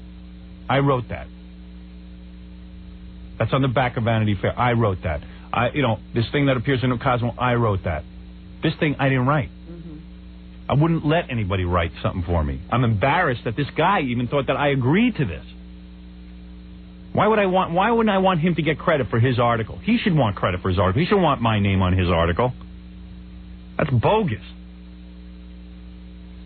I'm embarrassed that he even thought that I wanted him to write an article for me. Like, I'm sure he's gone around to his few friends and guess what I did, man? I ghost wrote an article for Howard Stern. Oh, yeah, I'm working on a Howard Stern article. Because Howard Stern's too much of an idiot to write it himself. That's embarrassing to me. Because it sort of throws into question. Yeah, everything. That's what I'm saying. I did not write this article. I gave no permission for it to be written. In fact, even these publishers admit, I never was told ever that this article was going to be... I mean, why? Of course, you know me. I would, of course, would see, even if I agreed to that, I would at least want to see it. So I could do a rewrite on it or something. There'd be a whole thing in here with the guy you know, going, come on, read that back to me like it's me. Right. You know, it'd be a whole thing. Yeah, oh, please. This is just absurd that I would ever let anybody write something with my byline on it. I'm just sick over it. So, I don't know. I'm just trying to clear my name anyway to anybody who's listening now. But when does this article come out? I think in a week. It's a dumb article. It's just not me. But the point is that you need to be saying this when it's out. Yeah, I guess. You know, because that's when people will know, you know. And then there was a report on Entertainment Tonight last night about how the article's coming out and, you know, because I'm painted in gold for the cover. And I just was sick over it because, you know, I'd be proud if I had written it. I'd be proud because I'm proud of anything I write, quite frankly. I wouldn't put it out if I wasn't proud of it. But I'm humiliated by this. I'm totally humiliated. What am I going to do? I hate Nobody to say puts any care in their job. I don't know. A lot of lackadaisical attitudes. Well, I understand what you're saying there. I'm just wondering how much the audience can relate to this conversation. I don't care. I want to clear my name. I don't care. All right, I don't know what you're telling me, but I mean, I don't want my fans to think I wrote this friggin' article, okay? It seems like one of those things that's hard to relate to. Yeah, well, why? Who wouldn't relate to this? Who would want to think that somebody did something in their name that they didn't do? I understand. It's just, you know, the length of time you're spending on this, I think people are, we got the point. Well, I see what you're saying. You say I'm being boring? No, I'm simply, well... Yeah? If I am, I am. I'm sorry, but I can't stop talking about it or thinking about it. It's, you know, pretty succinct problem. Yeah, well, great. Cheers. I'll spend you know what? I might spend another 4 hours on it. What do you think of that? Just because you said that. And you know what? Plenty of people don't get the point.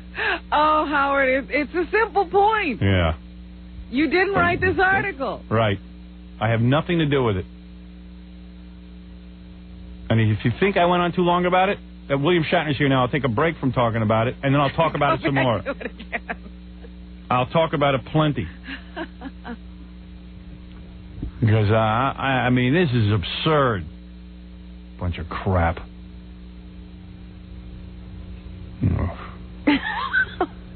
Jeez. Let's see if someone got the point. I'm sure they got the point. Hello? Yeah. You get the point? Yeah. All right, well, tell me what the point is. Okay. My point is... No, not your point. See, you think they got the point. Premier City. What is the point I just made? Oh, well, I have a delay because I'm in Mississippi. See, I told you nobody gets the point. Yeah, there's a delay, but I went on for 20 minutes, so you must have heard some of it. Right now you're talking about the premiere and how they're screwing around with your concept of the premiere. Oh, no, that's way you late. really got a delay. I see. Hello, you're on the air. Hello? Hello? Yes. Howard. All right, do you understand what I'm saying? Yes. What am I saying? About the article? Yeah, what did I say? You said that you're really upset about it because you didn't write it. Right. And I don't blame you. I'd be pretty upset, too. Hey, I just wanted to tell you, I saw a poster in the Rolling Stone magazine of you with your private parts advertisement. Oh, the one with Trent Reznor on the cover? Pardon me? The one with Trent Reznor on the cover? I'm not sure. I just got it in the mail yesterday. Trent Reznor's on the cover. I don't know who's on the cover, but you are the inside. Yeah, there's a... Rolling Stone is a full page, like almost full poster of the Private Parts movie poster. Yeah, it's a full page ad, like a big fold out. Ah. Yeah, it's really cool. It's beautiful. Yeah. My husband's going to hang it on his bedroom door. Oh, really? What is he, a homo? Boy, that must be a lovely house. He likes you. He really does. What a house. You don't want to ruin the decor. I mean, you probably have a really expensive decorator. You have a house where you just stick things up on the door? Yeah. Well, he has Kiss posters in there, and he's going to put this poster of you in there. Yeah. Yeah, that's in Rolling Stone. How old is your husband? Excuse me? Could you ask your husband if he'd write an article for me? I'm too stupid to write my own article. No. All right. No, I really have to know, how old is your husband? My husband's 35, and he's probably listening to this at work right now. And he still has Kiss posters, huh? Oh, he loves He's Kiss. a jerk-off. Not kids. Robin, not kids. Kiss. No, I we know. understand what you're saying. Kiss. We hear you. Okay. Okay, but... Could you take pictures of your house and send them to me? I'd love to. If you could imagine what the scene is in there. If he could take pictures of me and send them to Howard, then we'll that's do it good, for you too, Robin. She'd take pictures of her house, but it has wheels on it, and she might be a little embarrassed. Just bring it here. How many rooms you got in that house? 5. And who decorated it, you? We both did. Yeah. Yeah. It's kind of like his decor thing. Yeah. And, like, his decor is like, what, do you have, like, a lot of posters and, like, cartoon art hanging on the wall? No, not cartoon art, just like Kiss posters and Howard Stern pictures. And what else? That's really all. Really? Just Kiss and Howard Stern? Kiss and Howard Stern, that's pretty cool.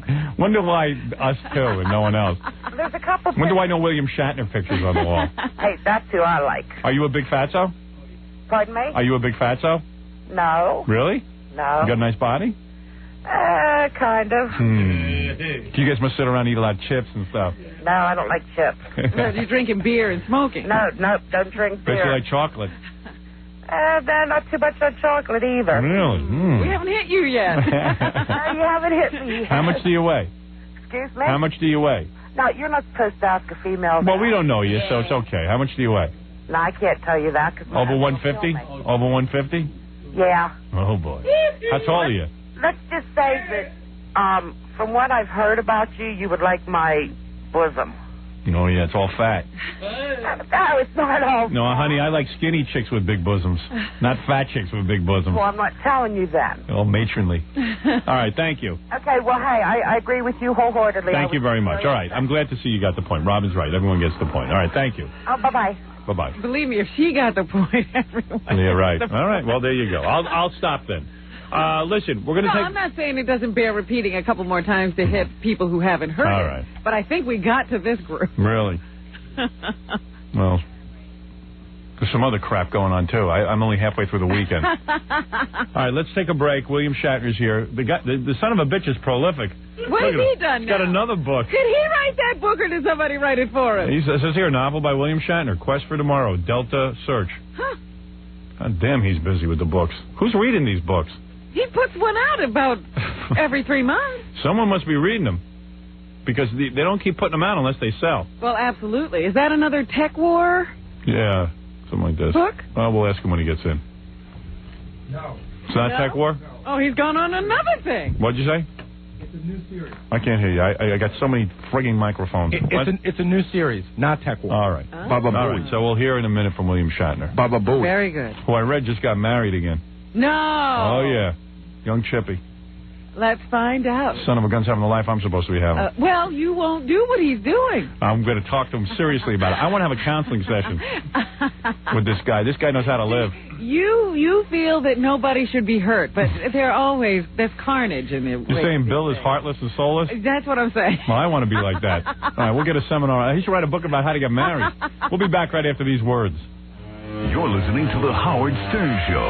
More after this. You're listening to a man who smells his own navel cheese. That's true. I love that. Smells like your butt.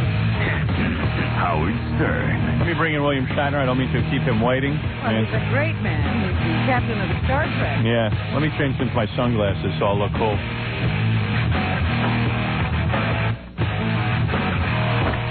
I don't think he's ever resented being Captain Kirk. Nah. He recognized that there was great value in it. I'm sure there was a time where he was like, Jesus, can't they cast me as something else? But they did. They did? Yeah. Yeah, He was T.J. Hooker. T.J. Hooker. And he did the 911 thing, and he's written all these books. Guy's pretty prolific. He's got out about 900 books. There he is. Wow. Looking better and more in shape than ever. Wow. New studio. And reacting very favorably to our new studios, realizing we've arrived. I can't believe what I read in this advanced copy of L.A. Magazine. What are you talking about? Yeah, I know. That was the most... Did you write that? No. What are you talking about? See, Robin, not everyone got the point. What was the point? I should have gone on longer, right? You didn't go on at all. No, I mean, it was embarrassing to me. Well, it is embarrassing. No, I'm being serious. No, listen, I am being serious. I don't even know how it happened to me. All I can tell you is that a lot of stuff is being done in my name, and then I guess you've been quoted in the tabloids saying you said this, you said that. Well, I have a real weird thing going on now. There's an item in Cindy Adams' column. Yeah. Today? Yeah, that is real disparaging. It's me being quoted being disparaging toward David Letterman, and I have a feel, and I love Letterman, and I'll tell you why I love Letterman. When I was a disc jockey at NBC, like how many years ago? 15 years ago or something. Nobody put me on TV. And Letterman was the first guy who recognized me, put me on a regular basis, introduced me to the rest of the country, and is responsible for, for introducing me not only to the rest of the country, but, probably, elevating me above everybody else. Did you call him? I'm going to call him today because I know what the discussion was. Some guy was asking me about late-night television and could I win in late-night television. And he was saying to me, hey, Dave looks kind of old and Jay looks tired and old. And I said, well, yeah, I said, those guys are tired and old and stuff. And, they've been on television for 6 years. I said, yeah. I can see why you're upset. Read that. It's like, and I got Howard Stern on David Letterman. He's looking old, like an elephant. And it's the same show day in, day out. He's nothing. Yeah, exactly. So it's like, horrible. I got to call Dave now and say, because I really feel that David Letterman is an innovator. And I've always been a fan of his, and I've always been grateful to him for putting me on his TV show. I don't have those feelings toward him. And now it's kind of weird that I've got to now apologize for something that I'm sure is completely out of context. Well, you probably didn't say it at all. No. Well, I know what I said. This guy was sort of like talking about how he hates Leno and Letterman, and he was really ragging on him pretty heavy. And I said, yeah, and I was full of bravado. I said, yeah, I could beat them if I had a late night show, and sort of. Yeah, but I don't know. Every entertainer, Letterman, everybody, recognizes the fact that you need material all the time. You feed on yourself. So you say anything, do anything, just to make it entertaining. But the realities are we're all struggling in the same waters, and we sink and swim. Yeah, I don't know. It's just like that was a double whammy between the article in L.A. Magazine and. Well, the article in L.A. Magazine. Yeah, forget disgusting. it. That was. See, you're not helping. You're horrible. You're not helping. Hey, wait a second though. Before we talk about your book, because I never saw anybody who writes more books than you. You're an amazing man. Hey, you really are amazing. It's pretty amazing. And he doesn't even use a computer. You see, he does it just like that. Yeah, you just. What do? You dictate it into a machine or a pencil? I'm dictating. A dictator. You dictate those things? Bill Quick. I work with Bill Quick on this particular series of novels. This is Quest for Tomorrow. The first novel is called Delta Search. Right. It's a great, wonderful, entertaining story. All right, I want to talk about the book. I'll get to it. I understand that's why you're here. You're not here to look at me. No, I was here because I flew in because I read this article. And I said, you couldn't have written this thing. And by the way, I find you to be a gentleman. I find you to be very funny. I don't know why all these Star Trek people don't like you. What are you talking about? They love me. No, they don't. They don't. We had in here Scotty. He was bad. He wouldn't even talk about it. He goes, I don't have anything good to say about William Shatner. No, I don't want to upset Bill. I said, Scotty hates you. I said, what's the matter with you? I said to him. Yeah. He said, I don't know. There must be something. I don't remember it. There must be something. Oh, what did he say it was? We tried to get it out of him. God, what did he say? He said there were two William Shatners. Yeah. Yeah, there's the guy in the coat who's saying that he's me.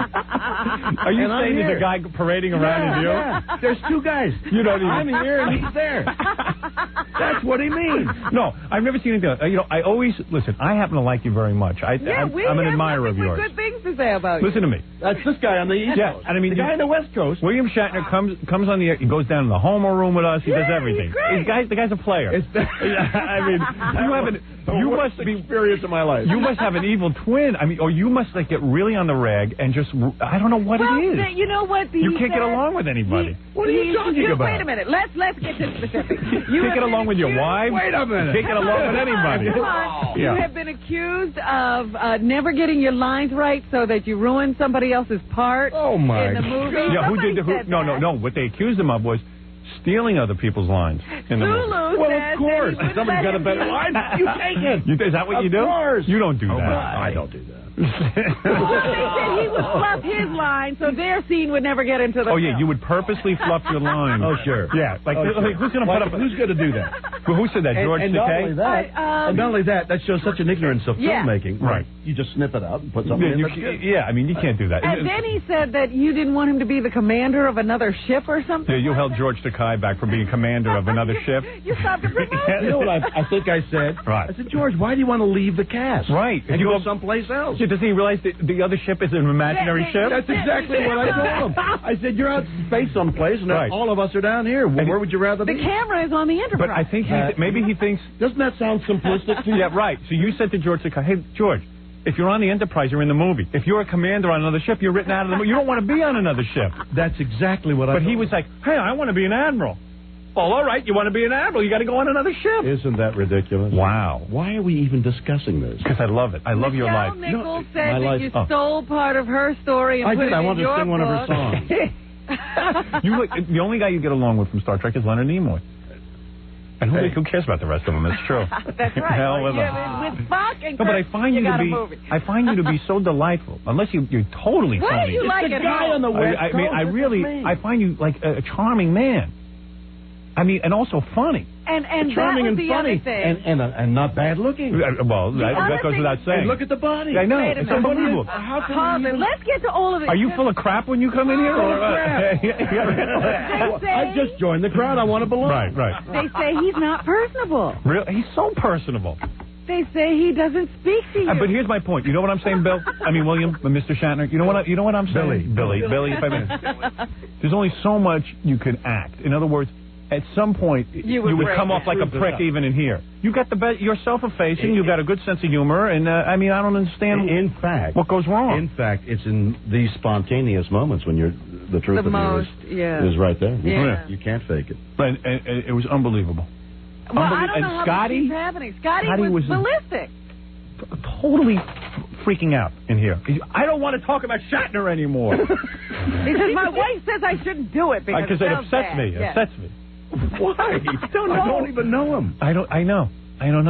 What can you do? You know what it is? I think it's jealousy. You write the books. You get all the attention. I'll tell you how much attention you get, and I got a million questions for you. I'm always fascinated by you. So, William Shatner is at the door this morning, coming into the station. Yeah.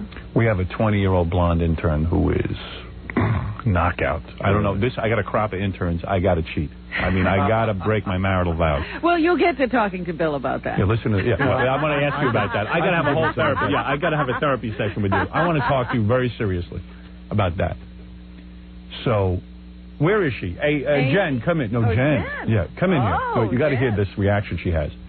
She goes, "Oh my God, William Shatner!" I was shaking. She was trembling at his very presence. Lead him in or something. Yeah, wait. Oh no, here's Jen. Oh, this Jen. Yeah, this is the one. I thought you had a crush on me. She's beautiful. Yeah, wait. I thought you had a crush on me. Everybody. Hey, don't get too close to Mr. Shatner. He's nervous around you. Yeah, really.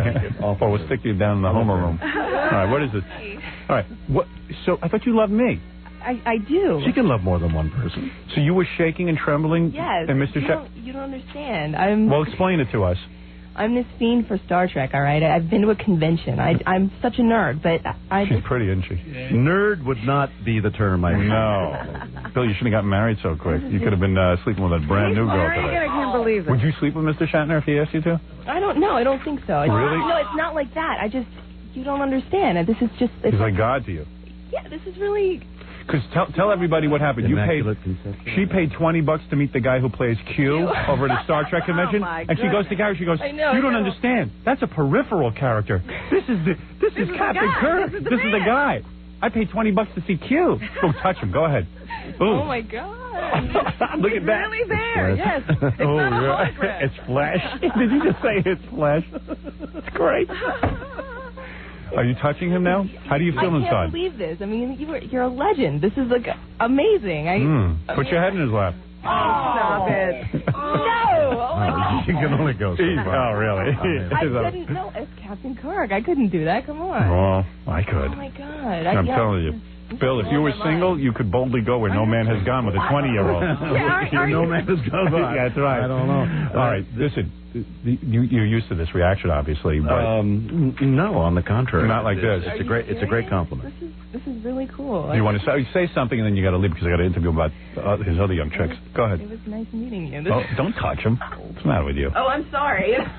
You know he can blow up at any minute. Ask Scotty. Okay. All right. You better leave the room because you're embarrassing yourself. Go ahead. Okay. Pleasure to meet you. So let me. Pleasure to meet you. Yes. Look at him. He's all flushed. You lower your voice. Yeah. Hey, it's no big thing. It's a pleasure to have met you. You say quiet. She was trembling, man. Shaking.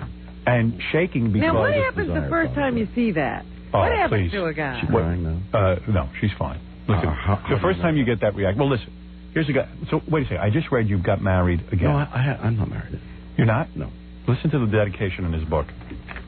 I knew you'd pick up. Well, look at this. This is the book. This is the book, by the way. It's called A Novel by William Shatner, Quest for Tomorrow, Delta Search. Okay. This is a whole new series for William Shatner. But you got to hear the dedication I'm reading to. I won't read the whole thing. I'm going to read you this part. Into my life has walked, run, pummeled, and pounded a youth of such energy and beauty as to be extraordinary. You're thinking with your penis now. He's writing with it. Yeah, please. He wrote this with his penis. And so, I dedicate this book to the woman who has brought me youth and energy, love and passion, inspiration, and not some little perspiration. Nairene. The beloved. Nairene. See, I want to read the rest. What planet is she from? I want to read. You got to read the book. I want to read. You're not kidding. Well, the book is dedicated to her because Nairene was my inspiration. Yeah, I say so. I'd like a little inspiration myself. Now, who is this one? What is going on now? You're not married You're not yet? married yet? No. Smart. I've been going with her for a number of years now. I hear this one's hot. She's really Well, all of his wives have been hot. All of his wives have been hot. How many have there been? There's 3 already, Mrs. Shatner's. Well, wait a minute. I'm not married. Right, but there were 3, right? No, there are 2. 2? Oh, that's not that many. No. For most Hollywood guys, I thought there were more. It's an average. It's an average. That's average. It's just and how long does a marriage last? Well, I'm sorry. Wait. Put those headphones on. How long does a marriage last? How long what? How long does a marriage last? How long does a marriage last? What? About that. Listen, it's difficult because you get that kind of reaction from young women. It's difficult to stay married. True? No. Because I'm having difficulty.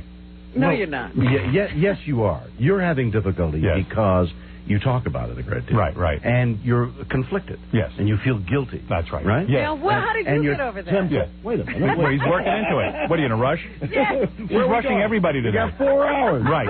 She rushed me through my whole monologue about LA Magazine. Yeah. And we're not through with that yet. Right. We're coming back to it. Go ahead. Go ahead. You were saying you feel conflicted, you feel guilty. Well, you do. And you don't know which way to go. Go ahead. In the meantime, your life is wasting away. And the opportunities are leaving. I think he's talking about you. He's not talking about himself. No.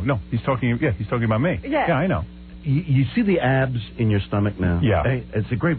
That's a worked on body. Yes. Isn't it? Right. You've done a lot of exercise. Yes. Before you posed for that picture. You better believe it. What are you going to do with all that? Right. You want to use the What equipment. are you doing with the abs? Exactly. He has a wife.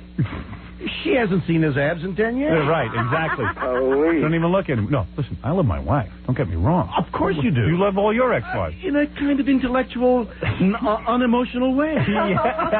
Right. No, you're saying, you see, I was just named most romantic couple of the year. Who? Me. Me and my wife. Oh, I thought it was you and you. No. Yeah. Yeah, but believe me, it should have been. No, but I'm saying you ever gotten that honor, Bill? I'm just saying that it is difficult when you, once in a while I get a reaction. I'm saying once in a while I get a reaction like what you just got there. And you go, whoa, boy. So it's a tough position to be in. Of course. Yeah, so that's all I'm saying. That's it. So now, when you strayed, well, you're back how did it first happen? Yeah, right. Straight. When, you know, like... I never strayed. Oh, really?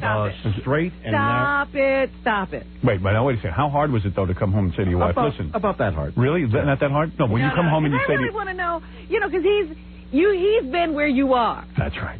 And I want to know how much talking to himself did he do, and what finally made him just snap and say, I got to go for it. There you go. Yeah. Well, I never went. Please, share that. Here is the problem. The problem is that you have settled for a wonderful, warm companionship life. Yes. A life of companionship. You have settled for it. That's interesting. Go ahead. Talking man to man. As please. Against don't critique the excitement and the passion and the tensions of the moment. Yes.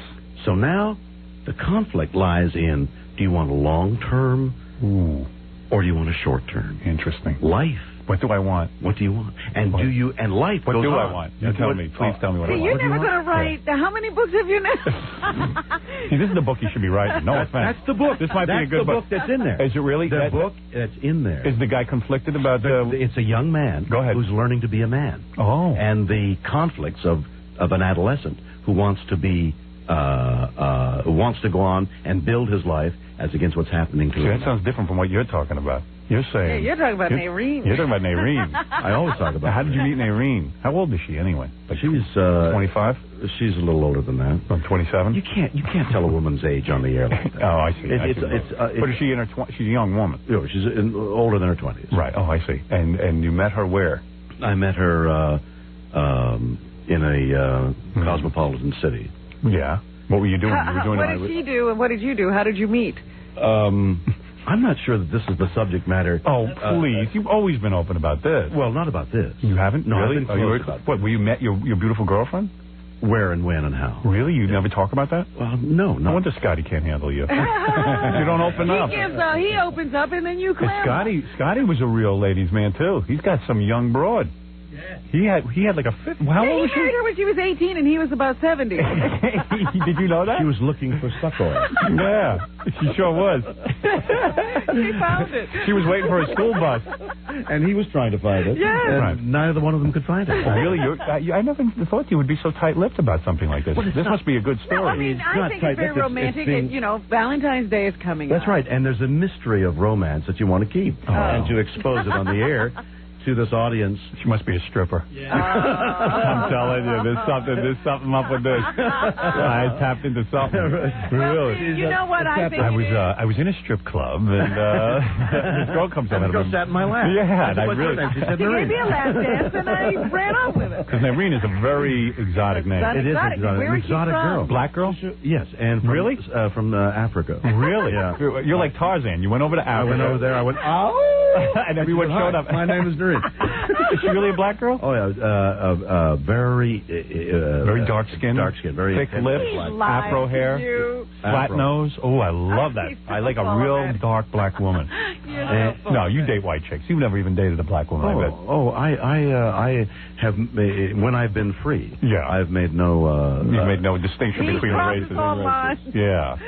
By the way, here is a tape of Naireen's dad. Okay. Mr. Shatner bought her from him.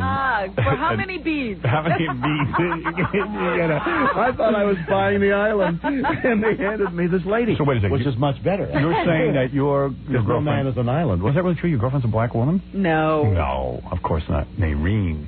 It's unusual. What is that? You're not even photographed with her, are you? I've never seen Naireen. See? That's how it's what? You don't see. So you're saying it is top secret how you met. You don't even reveal this to the tabloids. Never hear from the tabloids. Because why? It's such a startling story?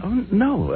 On the contrary, it's such an ordinary circumstance. In other words, friends introduced you. Exactly. Are you serious? Is that really true? That's true. So what the hell are you being so tight-lipped about that? I don't know. It lends an air of romance and mystery that... Now, what about the rumor that she's chained to a pipe in your basement and that you won't let her out? out. It's not a pipe. Well, all I know is it sounds like you're having some real fun, especially the dedication. Opted for the passion and excitement of the moment. But how do you get over the guilt? I mean, seriously, when you form a life, what about the woman who you married before you got famous? Those things change. Yes. Yes, they That's do. true. Bill. They do. Your abs come and go. Right. And then No, be serious. So, I mean, I've got this. Get rid of that music, will you? Come on. We're having a real conversation here. Things change. Yeah. And people evolve. So you go home and you say, look, I've changed. Nobody can evolve together? Well, you can change, but you can't. Mel Brooks and Anne Bancroft evolved together. They're the only couple that I know of. Well, because they use humor. That's right. See, humor is a big leavening. Me and Bill are humorless. So wait a second. We don't have that going for us. How funny is Allison? Oh, Allison's a scream. Is she? Yeah, she screams at me all day. It's unbelievable. Does your girl do stuff to you while you're typing? Oh, yeah. Oh, yeah? No, no wonder this book's so good. No wonder they're raving about it. They are raving about it. I've gotten great. Yeah, I know. I heard good stuff about it. Which I'm always shocked, because I always figured, like, hey, you know, how the hell could this guy be putting out so many books? Well, people are buying these books. Oh, yeah. They must be really good books. Oh, yeah. Yeah. They're good, fun reading, the kind of thing that you'd pick up and read and enjoy. I just started reading this one. I'm going to read this. Howard, you really would like this. Yeah, I'm going to read it. I don't read many books, but I will read this because I know you now, and I feel vested in this whole thing. Good. For some reason, I don't know why. I read Private Part. You did? Yeah. Wait till you see the film.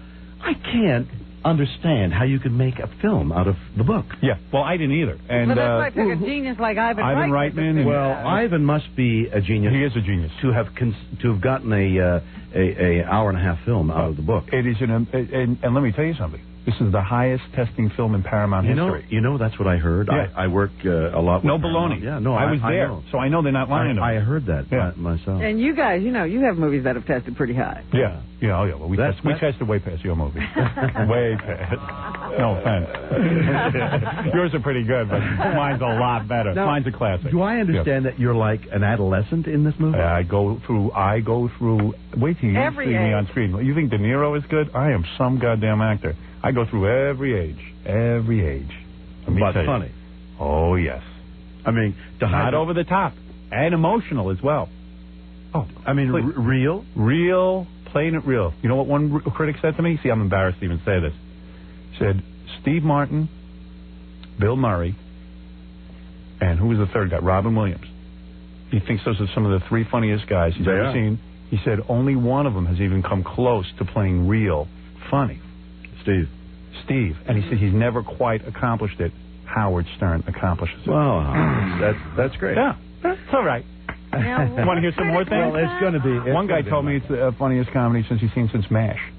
Reminds me of no that. names will ever be attributed. No, these are homeless guys. No, they told me this in confidence. They don't want to be laughed at by the industry. He looked up at you when you handed him that bill. Listen, this acting thing is very simple. Thank you. It really is. Well, you've been performing for your wife for years. Exactly. You've had 15 years of schooling. Yes, and she's been laughing at me ever since. Now, so anyway, so you wrote this book, William Shatner, Quest for Tomorrow, Delta Search. This is another one of your great science fiction. Now, this is a new series? There's a new series of science fiction books. It's a young guy who wants to be a starship captain. Right. His name is Jim Endicott.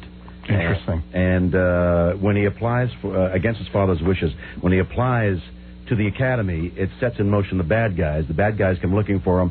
In the firefight that ensues, he accidentally kills his father. Ooh. Oh, good. And his father's dying breath, the father says, "You're adopted." Yeah, I thought you said you're a schmuck. I was going to say. Well, he's a schmuck. You're adopted. No kidding. After he kills his father So says, now he's on "You're a quest adopted." to find his real father. You got it. Right. And his real father is... We don't know. Fred Norris. From another planet. Wow, that's very exciting. I will read this book. Please. I promise you I will read it, and I congratulate you on How another... did Naireen inspire this? I want to know if Naireen even can read. She might be that young. She just dances around the fire. Yeah, how did Naireen inspire this book? I mean, this is some dedication. I've never read a dedication. Read that again, because that's really incredible. The last dedication I read like this was Larry King's book that he dedicated to that wife he just That dumped. he left. Yeah, Well, he was feeling it at the moment. The one who completes the inner circle. Let's see. Here we go. You ready? Into my life has walked, run, pummeled and pounded a youth of such energy and beauty as to be extraordinary. Oh, my. And so I dedicate this book to the woman who has brought me youth and energy, love and passion, inspiration, and not some little perspiration. Naireen the Beloved. Not some little perspiration. So she's really getting it on in the rack, huh? Right about here, a little over here. What happens? You get in the rack and you really perspire, huh? Oh, yeah. You just stretch out like that. Just no more! Do you ever type any of this book nude? Or Always. That's the only way to type. No, be honest. You nude? No, not nude. Oh, man. What time of the day do you write? Usually about 4 in the morning. Yeah? Is that true? Yeah. I don't sleep well. Yeah, I wouldn't either if I had that young thing in my bed. I'd be awake, too. You're bad. Oh, man. You're bad. What a life you've got. But you have your pick of every ingenue here. I know. And I don't act on it.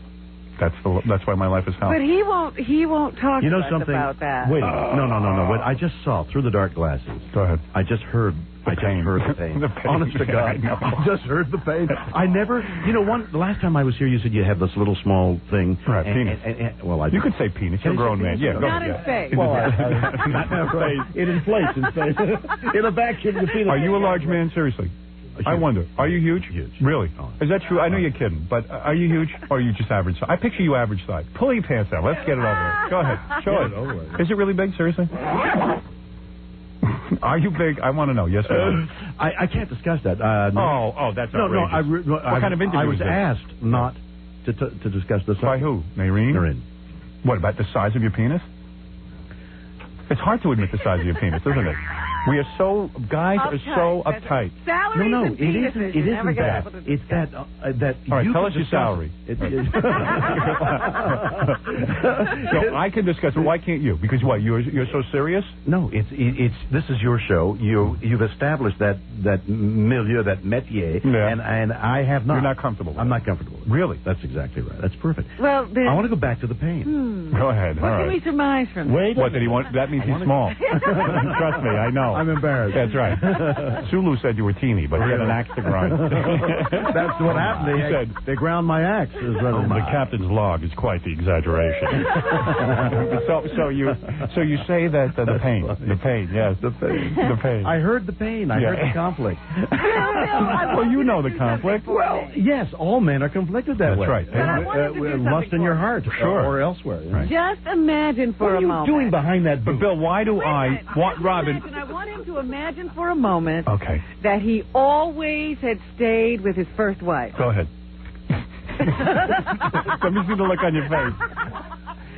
Right. Is there something symbolic that you're walled off in Yes, that booth yes, there? there is. Nothing There is. touches you? Well, yeah, let me ask you something, though. Well, how did you deal with the guilt, though? It's tremendous You guilt. did. You had tremendous guilt. Oh, of course. Right. But when you were laying in the sack with the young girl, the guilt somehow slipped away. Somebody's gotten over it. Yeah. Man. Now, that's an amazing story. That's your next book. That makes you feel better. You get to work on that Guilt one. and pain are elements you work. But you're a happy man. I can tell that. You are truly satisfied. I'm very happy. All right. Now, I've been given the word that you have to leave because one of the many presidents of your corporation is here. Who? The president of your... I don't know. You have a corporation? Absolutely, yeah. Really? And you have a president? And you have a president? You're not the president of the corporation? Well, I'm something there, but whatever that is. Really? Future call. Well, here's Gary. Mr. Shacker's going to Fox after breakfast. You have to go to, but the president that's here is he's involved with something with the phone company. He doesn't like a calling cards and prepaid telephone cards. Telephone cards. Oh, I see. Because I asked the guy what he was. He says I'm the president of William Shatner's Future call. Really? Jesus Christ, you're quite the mogul. You never sat on your ass, I'll tell you that. You didn't rest on How much do the... you think he's worth? How much is Bill Shatner worth? Yeah. 2 divorces? Let me factor that in. But the first one you got... Had a couple Wait a second. First wife doesn't matter. Wait a second. First wife doesn't count because he got rid of her before the big payday. Star Trek wasn't that successful. He was living in his car for a while. T.J. Hooker, big money there. Big money. Took him to the cleaners, I'm sure. You get that other show you did, the 911. They needed a high-profile guy with some. They paid a lot for some that. Intelligence. National Crisis Spot. National Crisis Spots. What was that? The butter thing? That wife of yours talked you into? That was the second one. Is this what you guys do with your spare time? Yeah. Let me think. I'm going to tell you something. The books and all the movies. and all those Star Trek nudniks who show up at those conventions who will pay him anything to show up. I mean, if Q is getting $20 a pop, phone call. imagine what he's getting. Let's see. Has he got any of the merchandising? He's worth. Oh yes. Do you have merchandising? Help me out with that. No. But $4,000 he's worth. 4,000. Let me see. Divide it in half, that's 2,000. I'm going to say $25 million is your net worth. Talking about what are you clapping for? I'll clap at any time. How close am I? How close am I? Not close enough. Really? All right, 30. More. All right. Well, we'll never know. Because like his penis size, that is a mystery. Listen, congratulations on your latest effort. It's always great to see William Shatner. Quest for Tomorrow, Delta Search. It is in the bookstores now. Yes, it is. You doing any book signings or anything? This is my book signing. Oh, this is it. You're smart that way. And screw Scotty and Sulu. No, I don't want to do that. Yeah, well, you know what I mean. They're just jealous. That's all I'm saying. I see you're a nice guy. I like you. I don't care what anybody says, and I like that you're here. All right? And let's review. What did we learn today? Number one, you're guilty. You feel guilty inside. But you're not that guilty. Did we learn that or not? That's about it. We learned about your pain. We learned about my pain. I think it was a good session. What do you think? I think you should come back for another hour. Right. No homo room, but what's the difference? All right. We're going to take a break. Okay. And William Shatner is going to quickly run out of here because I'm sure he's had enough. This is Quest for Tomorrow, Delta Search, William Shatner, the novel. And we'll be back right after these words. Thank you. We'll be back with the Howard Stern Show. Don't go away.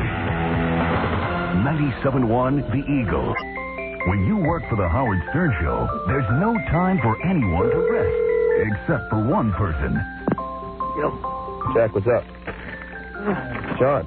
Where are you? I'm at work. What time is it? It's like 6:30. It's not. Yeah, it is. Oh, Jesus Christ. That's 2 times in a row. They didn't call me. Yeah, well, we called you. I'll be there as quick as I can. God damn it. All right, so how you feeling? I'm fine. All right. Bye. Bye. The Howard Stern Show. Chubby Loafer.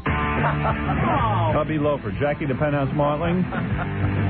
Sergeant Pecker and the Joke Man. His 2 very successful CDs are each 78 wild minutes. Only $12 plus $4 shipping and handling. CD or cassette, buy 2, get 1 free. Call 1-800-323-KING. Jackie Joke CDs are now available in major record stores coast to coast on Oleo Records. For information, visit Jokeland on the web at JackieJokeman.com. God damn it. God damn it. All right, so getting back to my weekend in Los Angeles, I just want to say that there is a magazine article appearing in LA Magazine that says it is written by Howard Stern. It is not written by me. I had nothing to do with it. That's number one. Lest anyone think I wrote that. Number 2, my feelings on David Letterman are the following, despite Cindy Adams' column today, which states that I think he's an elephant? He's old like an elephant. His shows the same day in, day out. Yeah, let me be real clear on this, okay? Because I have very few friends in show business who are people who have actually been nice to me. David Letterman actually is one of those people who has been nice to me. Also, I can proudly say, as I've stated many times on this station, I think Dave is a very, very talented human being. I mean, I don't know how to express it anymore. My feelings on Letterman are well known. This is the guy who gave me my first break on television. He used to listen to me on his car radio when I worked at NBC, and nobody ever put me on TV except for, they put me on panel shows with other DJs, which I had stopped doing because it was so depressing. And Dave said, why don't you come on by yourself and talk on my show? And the Letterman show was a huge hit by then. He certainly didn't need me. And my feelings on Letterman are that he's an innovator and that he's a bright guy, a funny guy, and a real nice guy off camera. At least as far as he's around me, he's been pretty damn nice. So what can I say? I know where Cindy Adams got that from. Who are you talking to that you wind up being quoted this way? Well, I know what the guy was saying. He was talking about late night television. And he was saying, this was a real nice guy, too. He was kind of saying, hey, I wish you had done late night television. I still wish you would do it because I think late night television is old and boring. This guy was saying he couldn't look at Jay and Dave. And so those are his quotes. Well, I got to say that I said the general perception is that, Dave and Jay are old and tired. And I said, to tell you the truth, I've seen Jay years ago. I think he's one of the best stand-up comics in the world. Maybe broadcasting isn't his strongest suit, but he's playing to middle America. I said, as far as Dave goes, if he's old and looking like, I don't even know that I said it looked like an elephant or something, but it was it was in a different sort of context You know what I mean? And my point also was that Dave has also been great to me personally, and that I could beat both those guys. I know I could beat them hands down. That's what I said. You said that right. And I've always said that, and I've said that to Dave, and I've said it to Jay on their own shows.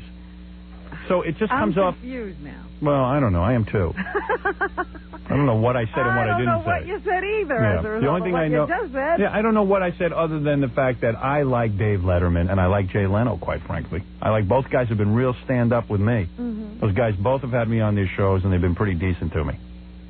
That's all. And most people aren't that decent to me, and most people kind of just have some sort of professional jealousy with me and don't put me on anything. All right. So that's that. I'm glad you cleared that up. Yeah. Well, I'll call Dave later, too. Yeah, try to explain it to him better than you explained it to me. No, I don't know. It's kind of difficult. It's kind of hard to explain yourself all over the place. Oh, man. I'm just pretty fried this morning from yelling about LA Magazine. That's all I can say. I don't know how this happened to me. But there's an article with my name on it that I didn't write. Aside from that, everything went pretty damn good in Los Angeles. I did about 70 press interviews. As far as I could tell, those went pretty well, with the press really digging the movie. Well, we haven't seen the articles yet. That's true. But according to what these people all said to me, they liked it. More than liked it. And then I hope they write that. Yeah, and then yeah, me too. You know what? I've seen some of these people who've been interviewing you, and they all come in and say what we have been hearing for years. I listen to the show every day. I love it. Yeah. But, boy, have we ever seen an article that says that? No, you can't find them to write it. Then on Sunday, I went for what's called a sound check. Oh. This is some Hollywood jargon I'm giving you. I didn't know what a sound check was either. What is a sound check? You get to see your film like one last time to make sure that all the audio that is put in sounds good to you. And I was there with Betty and Ivan and Danny and Lenny. And then I did some a little couple of things for the voiceover and stuff, and then that took all day. I was pretty much there till about, I don't know, 5, 6 o'clock. Yeah?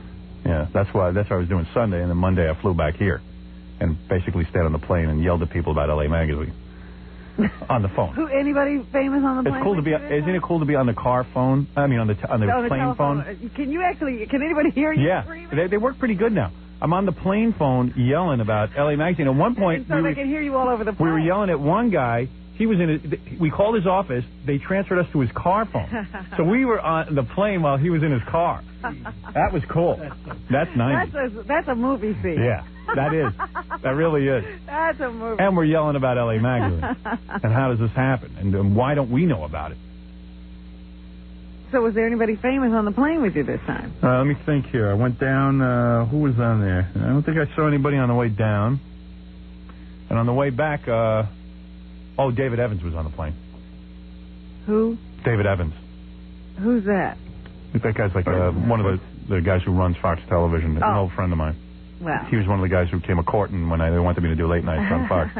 So I ran into him. He's a great guy. Yeah. And to me, he's famous. Well. He's an Aussie. He's got and one of those guys. Yeah, he's like, Al Howard, how are you? I might know him.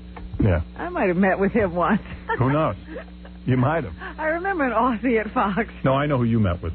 Who? I think I have a good idea of who you might have met with. He was Australian. Yeah. They're all Australian. It's the Australian mafia.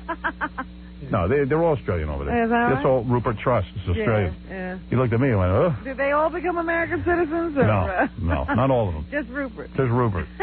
He's the only one who needed to. Hello. You want to hear some Stuttering John? Stuttering John was out?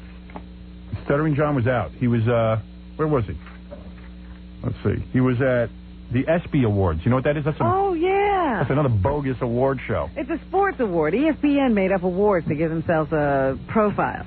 Yeah. And then Steven Tyler and Joe Perry are stopping by from Aerosmith to announce that they have a new album out. Okay. Yeah. It was funny because these ESPY Awards, a lot of people show up for these things. Yeah. And it's all it is a sports award. So many people. And I know we haven't talked about OJ yet either. I got to tell you about my thoughts on OJ, but I want to get this going. All right, here we go. The first guy John runs into is Wade Boggs. You know who he is? He was the baseball player. Yeah, New York Yankees. Yeah.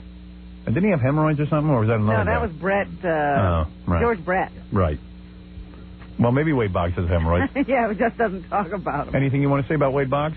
He was the weird guy who, like, had to have chicken every day and had his girlfriend wear the same underwear every time he had a good day. He's the guy who had a mistress, Howard. Remember she was in Penthouse magazine? We had her on the show once. Yeah, was she hot? He could have done better. Really? Wade Boggs. Yeah. All right, let's hear it.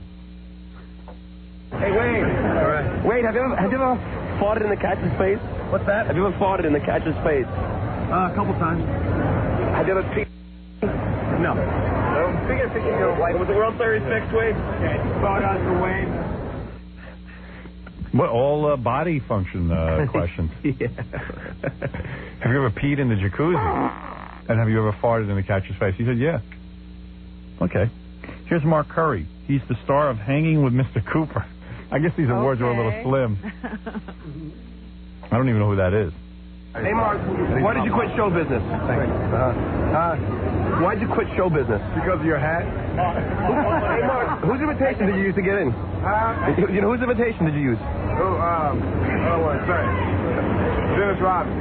Okay. Groupies, Mark. Okay. Wait, one more. Did you get groupies or what? Did you get groupies? Oh, yeah. I've got groupies, yeah. Doesn't Shaq look slightly retarded? No. Why would I say something like that? That's not even nice to say. Who looks slightly retarded? Shaq. Shaquille O'Neal. Oh, Shaq. Yeah, he does look retarded. He does, man. Slightly. His eyes are slightly retarded. Come on, Mark. Oh, I can't say that. All right, Dennis Hopper was there. He's pretty famous. Oh, boy. He's pretty cool, man. Yeah. Yeah? Yeah, so far he's hung out. He's got himself a young wife. Oh, every couple of years Yeah. he gets a new one. We had him on once. He had a ballerina wife, I think. Yeah, he dumped her already. Yeah. Well, he's playing the game. You can talk to him. Yeah, there you go. Hey, Dennis, you still smoke reefer? You got a funny hat on. Hey, Dennis, you ever void on a woman? What? You ever void on a woman? You ever void on a woman? What? Did you have a void on a woman? I did. Where's that question? Let me see that. Did you have a void on a woman? That's what it said. Who wrote that? Let me see that. I crossed that. I work on these questions day and night. Void on a woman. Let me see where that's You written. Wade Boggs if he peed in the jacuzzi, but you void on a woman. Where is it? Who wrote that? Yeah, where is that, John? It's here, don't worry. What do you, I pulled that out of my hat? Yeah. I promise. I promise it was here. That's got to be something Gary approved, because I wasn't here yesterday. I got to find it now. I said to Gary, Gary says to me, there's 4 people that you don't have questions for. Nope. You did, that's, I got to say, come on, John. In fact, when I couldn't find you and I did the Dennis Hopper questions, I actually put that one, like I crossed that one out. I thought that one was too Where weird. is my, I don't have Dennis early Hopper on his list. Oh, you But know. it was on one of the lists. It was on one of the lists, though, and I know it said that. Fred had to have written that question, right? I don't mind that Fred wrote it. I'm just saying if I cross it out, Don't ask it. don't ask it. And, of course, he can't find it. Oh, here it is. Hold on. Oh, wait. Is this what it's like out on the line? Yeah, he can't even find questions. Wait a minute. Let me see that. I give him a sheet of paper with tons of questions on it. I'm telling you. Here it is. Let me Gary, see. you can be my witness. Right there. Let me just have that. Yeah, but it's, well, hold on a second. It's like the 8th question down, John. Yeah, because there were some that all the ones on top. Let me see. Last time. Let me see. Let me see that. That's nothing I saw. It was on there, man. Let me see. And the ones prior to that, Gary, I had asked them last interview. Let me just see this, if I ever even approve this. You have a void on a woman. You can't get it out, and nobody can understand you once you do. Police. Do you ever void on a woman? There it is. But I didn't. Do you ever void on a woman? This page was not mine. Ray Charles, Dennis Hopper, and Peter Jennings is not something they faxed to me. So who approved these? Gary says he crossed it out. I know what Gary did. He sat there and they printed out everything in the computer and he just let everything go. I don't see one crossed out here. Baba Booey. You ever void on a woman? If I'm not here, I tell you, it all goes to hell. Let's see what he answered. Nobody knows what it means. Yes, I did.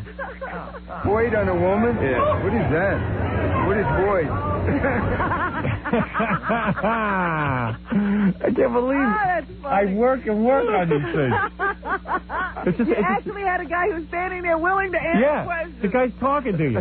I have a million questions. Look at these questions I got here. It's unbelievable. I asked him about OJ. Weren't there any generics he could go to? No, I had Dennis them. Hopper Robin, questions. there's 50 of them. He says he had asked those already. No, he didn't. No, I did. All the ones on Let top. me tell you something. I have never these 4 people I never saw. I mean, I would have written them some new ones. If you asked these already, why aren't they crossed out? Can you get a system with that? No, there is. Yeah, There why is. do It they must keep be. spitting them out? Why do you keep making me go through the same goddamn question? No. It's just, and plus Howard. You make me nuts.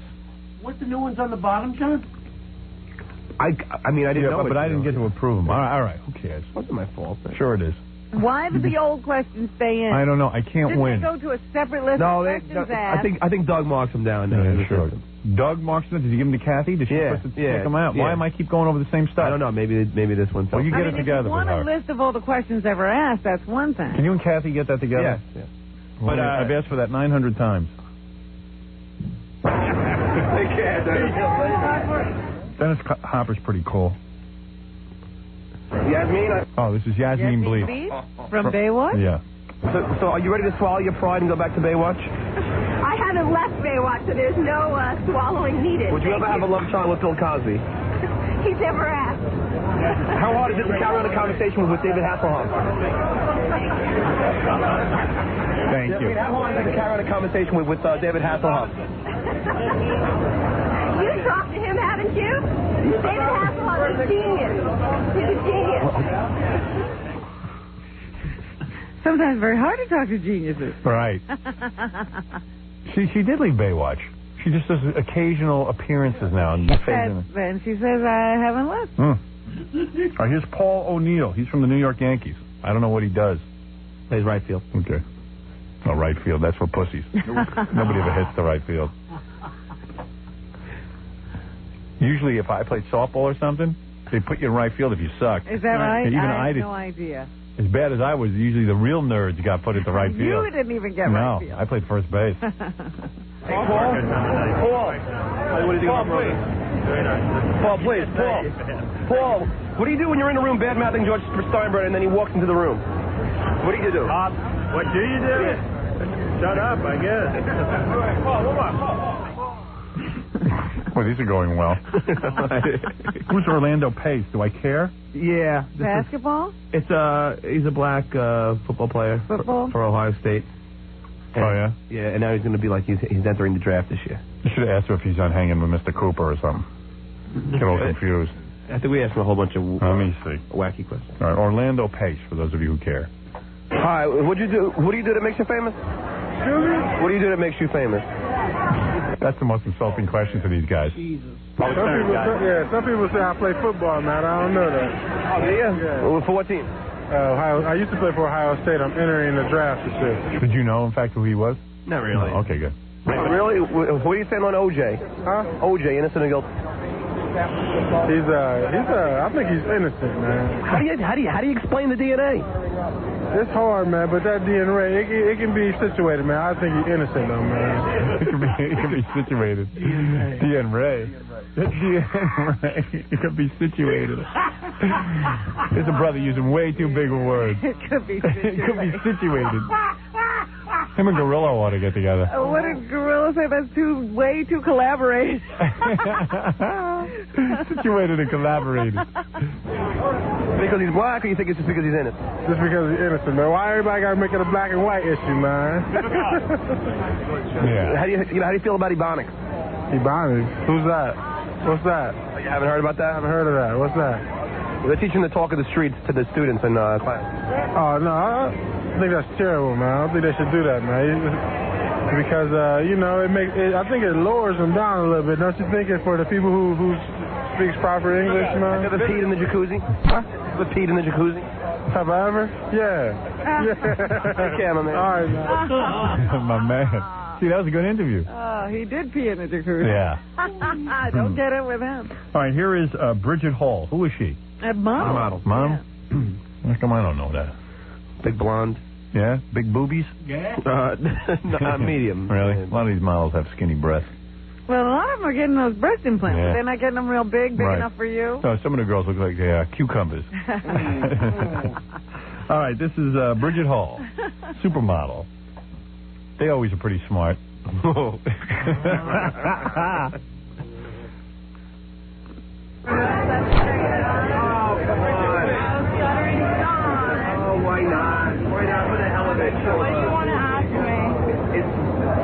Size important. You know, if you really like someone, why is it? Would you ever allow yourself to be photographed during your period? You know, why do you ask these questions, Mr. John?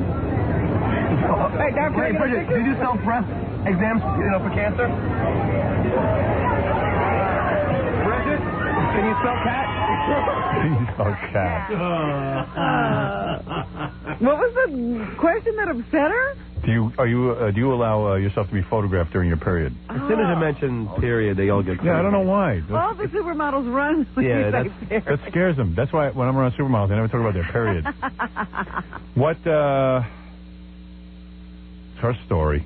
Get all uptight. You know what? I'm thinking about it. You're getting too well known, dude. We might have to put you out the pasture. All these people seem to recognize. A certain publicist was telling them, he was starting to prep them. Oh, I see. Well, that's what I mean. All the publicists know you. We might have to start putting somebody else on Well, it's your publicist, but... Oh, was it? Yeah. Oh, great. That's nice. All right, here's Tyra Banks. She's a model. Mm-hmm. Black woman, right? Yep. Yeah. Very beautiful black woman. Tyra Banks. Are you Iman? No. What are you showing up? Tyra, are those babies implants? Tyra, what's the most random thing you've ever done for Valentine's? You think that Naomi Campbell's a stuck-up bitch? She's not answering. She's ignoring me. Oh, I was going to say, why stick to one question? You're not giving her time to Yeah, I mean, really. All right, and finally, Alex Rodriguez, who is the shortstop for Seattle Mariners and the hottest up-and-coming player in baseball. That's what it says here. Okay, you say so. Alex Rodriguez? Yeah, he is, one of the best. Okay. Well, we don't know who that is, Robin. Somebody does. You ever scratch your nuts on TV? No. You ever fart in the catcher's face? Yeah. You ever hear Maude Shot say nigger jappa kite? No. Don't you think 3 innings would be plenty? Plenty. Should men who play games make more money than men who heal people and cure diseases? Absolutely. All right. Well, thanks a lot. Thanks for having me. Oh, boy. He's a happy guy. Yeah. He should be. Wacky. So that's all you got, huh? Yeah, we got it's a lot of one, they're all, running in. Yeah, I hear you. And Bill Cosby didn't come our way or anything. No. But, he was like... Should have said to me, man, stop hogging the newspapers. What, you want some other news? Yeah. Hey, you got to hear this OJ thing today. What OJ thing? I'm reading the paper. I just thought this was the best, because everyone's made their comment about OJ. And what are you going to really say, It's over.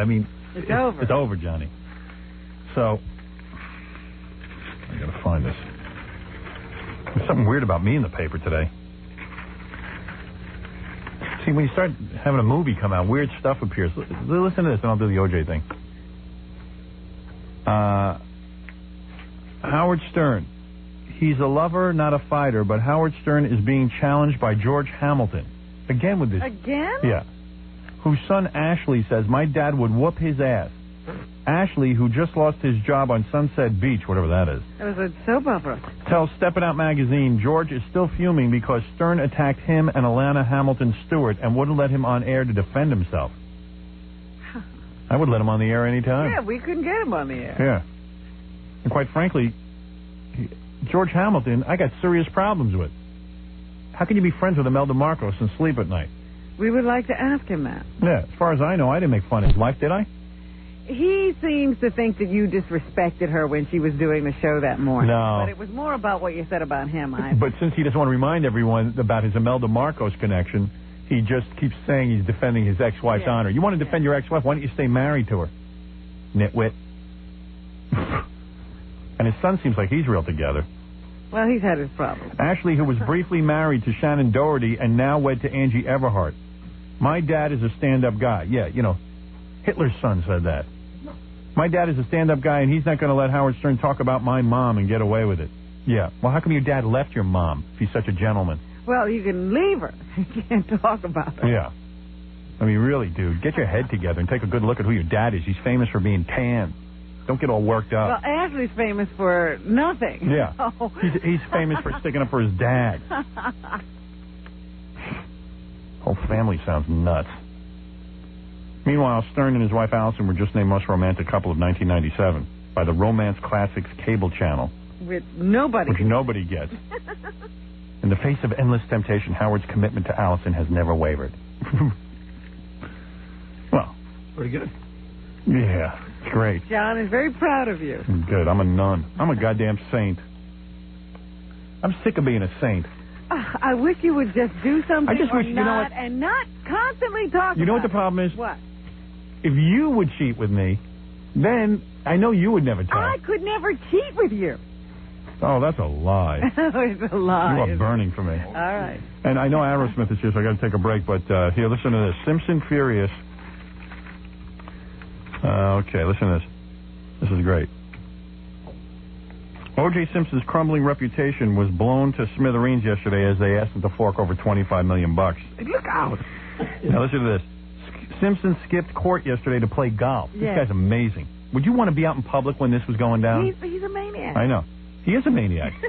But he watched the jury verdict on TV from a snack bar at the Knollwood Country Club in Granada Hills as he wolfed down a $2 chili dog. Yeah. Hey, why don't they take that $2 from him and give it to the Browns and the Goldmans? I like my life. They should just follow him around, man, and take away his Grab food. all of his money every time he tries to spend it. Listen to this, though. This is great. As a TV newsman announced the award, two of O.J.'s cronies began razzing him and ordered a soda jerk behind the counter to turn up the volume. Jeez. Well, who are these people? These are his pals now. His old white friends wouldn't have done that. Now he's forced to hang around with black guys at the country club. Does it say they're black guys? I don't know. Charles Gallo, who witnessed the scene, said, Testy Simpson remarked, "I just hope people don't think this is something to celebrate." Simpson was said to be furious at the huge penalty, $12.5 million each for the Brown and Goldman families. Quote, this is it. You ready? He doesn't think it's fair at all. He believes it's just plain malicious. Oh, not malicious to kill people. No. He thinks That's it's malicious. understandable. The jury is being malicious. Isn't that great? That's how he sees it. He'll never get it. They are malicious. He will never get it. Yeah. Pretty wild. Anyway, I got Steve and Joe here, so I don't want to keep those dudes waiting. All right. They're pretty important dudes. Aerosmith just coming in to announce their new album. They have a new album out. A lot of pressure on these boys. Well, you know, they've had so many wonderful hits. Yeah. Have you heard the new album? No. It's good. Is it good? Yeah, you heard it? just call Howard? Howard. What did you say my name is? Howard? No, I said Howard. What did he say? Have you heard the new album, Howard? No, I haven't heard it yet because I've been so damn busy. It's really good. But I'm sure it's good. The boys have always come through and put out some good They've been working tunes. hard. Yeah. Working hard on this one. All right, so we'll hear what's going on with them. I'm sure they're banging lots of broads. They want to talk about that. Even though they're married, right? They seem to be married, and Joe was practicing monogamy the last time we talked to him. Well, I hear he's out of practice. He was practicing it. No, I'm sure those guys are faithful. They've learned their lesson. Well, I would cheat with Joe. I'll tell you that You right would, now. but not me. I would cheat with Thanks. Joe. You told me I sort of look like him in a bizarre way. Like a retarded version of him. In a bizarre way. All right, let's take a break. We'll come right back, and we'll say hello to Steve and Joe, and then we'll do the news and everything else we do. You're listening to The Howard Stern Show. Stay right there. 97.1, The Eagle. This is an outrage. It's The Howard Stern Show. This is the freezing Howard Stern Show. I'm like ice cube. Yeah. I can't get the air fixed. This is what they fixed me up with here. They didn't put any heat in the goddamn building. I wait till I get a hold of that Chiasano. All right, look, Aerosmith has a brand new album out. Steven Tyler, Joe Perry are here. What a cock. Still in the dream. New CD is called 9 Lives. They've been working on it for a while. Yeah, I would say so. I saw Steven it almost seems like a year ago down in Florida. Oh, yeah? And he was working on the album. They got an MTV video coming out, I'm sure, but I got mine coming out this week. I think my debut's Thursday night on MTV. Wonderful. That's 2 nights away. I'm pretty sure it's Thursday night. I'll check into it. All right. Looking good, boys. All right, watch yourselves. Hey. Mellow out. Oh. Hello. Look at you guys. Hey, you look good. Give me somehow. What'd you do? You changed your whole hairstyle. You got it, baby. Yeah, I got to do that myself. You go with the change. I'll have to go do that, too. Looking like Joe in a weird way. Yeah. Yeah, you guys started looking alike. I had to change. Oh, this is exciting. This is real exciting. See you two guys. Yeah, of course. Sporting wood? Not that excited. I'm no fag, all right? Well, I heard that, what was this, Joe was practicing monogamy? Yes, that's what I heard. You still married? I don't have to practice anymore. Yeah, I got how it do you down. do that? Are you really? Are you still married? Is this a board really? game? I wonder about you guys. Balls on chin for 50, please, Robin. I know. I could believe Joe. I don't even believe Joe is practicing monogamy, and I know Steven isn't. You want to bet? Really? Seriously? Very seriously. No kidding. Are we on the air? Yeah. No. Oh, So you can tell the truth. Okay, good. No, you guys are major Tukey. My wife says it's okay, to practice a little oral sex as long as Joe stays with me. Right. But I'll tell you, I'll bet you the deal is that Steven has 3 penises. And one he is keeps for his wife. One he keeps for his wife. Honey, I'm a man and a half, 2 wrapped up in one. Right. Well, so you guys excited? You got a new album out and all that? Yeah. All right, let's get back to talking about women. Yes. So, yeah. Enough about the music. And what did you guys do? You consciously decided... Well, first of all, there is pressure here on you because you left your old record label. Am I correct? You left Geffen. Did you leave Geffen or you signed with Geffen? Threw us off, Oh, they did? Oh, yeah. They said we didn't want you anymore. So, You're kidding. Oh, is that what happened? Well, Why would they not want you, though? I mean, you guys sold more albums than, anybody. I really couldn't figure that one out. We couldn't figure it out, and the people at Sony just said, come on over. So. Well, describe this business deal to me, seriously, because it's pretty sophisticated stuff. You guys were at Geffen. You were making tons of hit albums for these guys. You would think they'd do anything to hold on to you. They surely made money True. with you guys. Well, I think that David Geffen kind of has his eye on the DreamWorks thing, Oh, not paying attention to details. I don't know. I think he pays attention to details. Wouldn't I think that it was just time for us to mosey on. But when you guys made a record deal and Plus, stuff... if somebody comes to you and says, listen, it's like $40 million for just moving on over. Right, you take it. I think so. But didn't they try to counteroffer? I don't know. You'd have to ask. Really? Obviously not. Yeah, right. It's cool. No, but, to me, like, if I had you guys on my record label, I would, like, I'd be kissing your ass a whole bunch, and then what I would do is, I would personally pick up the phone and say, dudes, I'm the guy. I'm going to stick with us. You've had luck with us, and we'll match any offer you get. I would imagine that would he call you personally, or just like some douchebag would just call you? How do you find out? Or some douchebag lawyer would just call you. Usually it's the lawyers, Douchebag lawyer? Yeah. Well, not all of them are douchebags. But did you think the guy would pick up the phone and say, hey, look, man, I don't want to lose you guys? You'd think so, but, that's not how it went. Really? I mean, that's why we're over at Sony, Isn't it weird that, like, the president of the record company would just pick up the phone? I never understand how guys run companies. I'm being serious now. Well, oddly enough, that's the little detail, that I'm into. I'd like to get that phone call. Right now, Donnie Einer's down there rocking out in New York City. Right. So our song's going, I love this one should be first. No, this one should be. He's excited about it. He's into it. Yeah. And that's like what it's all about. It's not about the money and the figures and number, although that's great and all. You're into some personal contact. Yeah. Yeah, I know. I mean, like, seriously, when I made this movie, Sherry Lansing comes down to every test screening and stuff. I kind of dig that. Yeah. Because that means she's really into it. If she's the head of Paramount, you can come on down and say hello to me. If she does, she picks up the phone and calls me, gets all excited. I like that. I like the schmooze. Makes me feel like a man. Lord knows I don't get any sex. I might as well, Gotta get something. I need to be touched so badly. She should just come to my room and say, you know what, you did a good job on this movie. I'm going to give you some sex and now. She'll be quiet. And I'm not going to tell your wife. Sherry's a good girl. She would be quiet. I don't think she'd tell. That's got to be trouble for you guys. I mean, in your previous relationships and stuff, you would probably meet girls and say, hey, look, I'll be with you, but I'm a married man. Don't tell my wife, right? You would tell these girls, don't tell my wife. And what would they do? They'd tell your wife, right?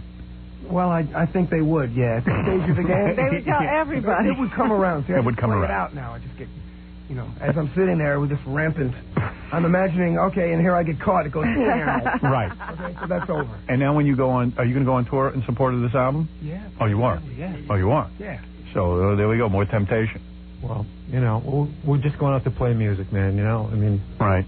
You don't do the other stuff anymore. No, it's no fun on their tour. No more drugs and no more chicks. What's that about? No, but we get to go to China. Oh, yeah?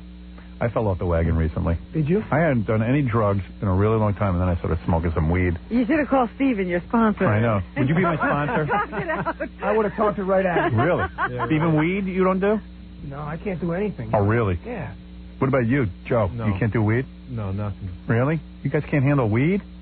No, it's not about handle. What are you trying to do here? No, I'm saying they can have a little weed. I mean, that would be all right, as long as you don't go any further. No, but then you loosen up and you go, hey, you don't mind to have a drink. No. I don't recommend you drinking, but a little weed you guys can handle. No. I don't like it anyway. It just makes me paranoid, you know. Me too. That's what happened to me, and I stopped again. Yeah, If I was going to do that, I wouldn't heroin, do that. give me some pills. Does heroin make you paranoid? Absolutely No, not. it makes you sleep. I need that. One bit. I need some rest. But see, that's how we started out. We just had a little weed. It was 1965, and everyone did weed. Yeah. Everybody was this.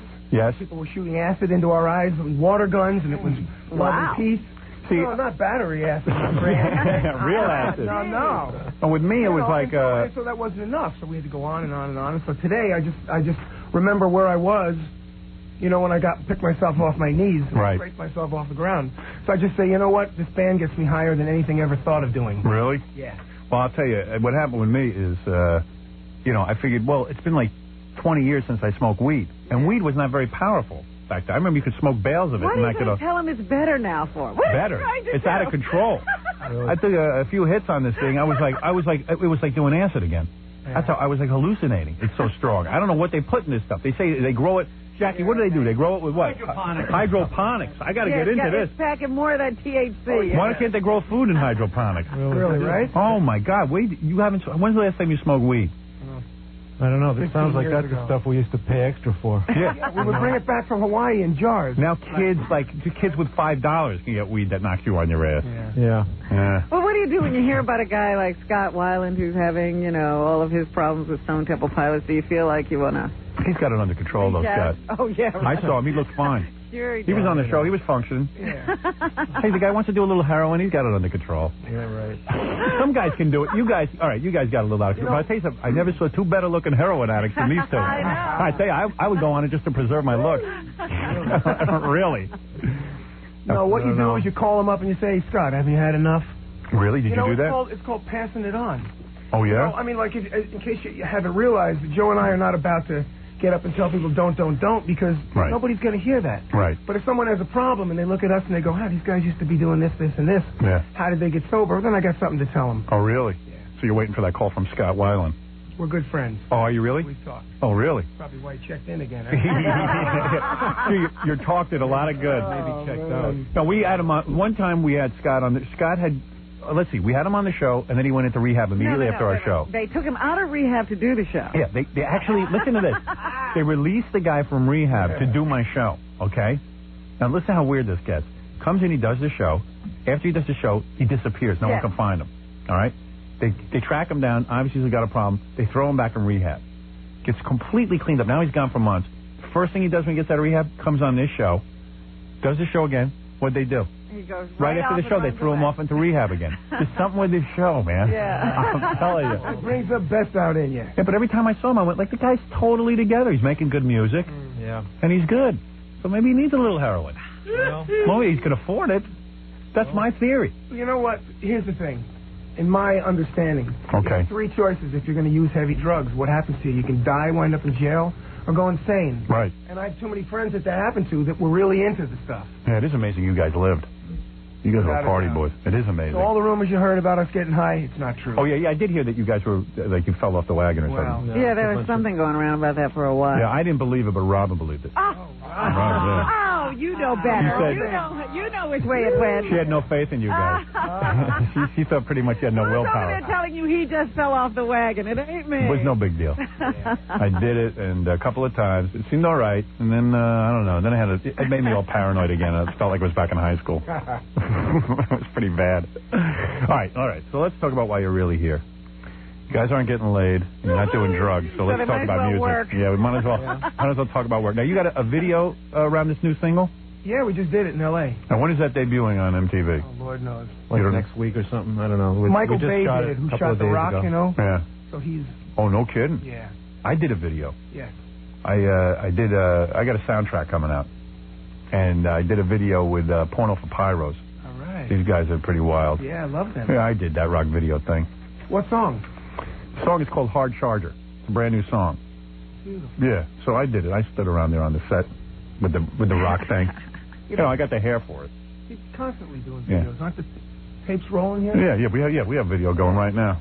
What about your private parts business? Oh, hey. Wait till you see that. 2-hour video. No, right, the 2-hour video. That's kind of it.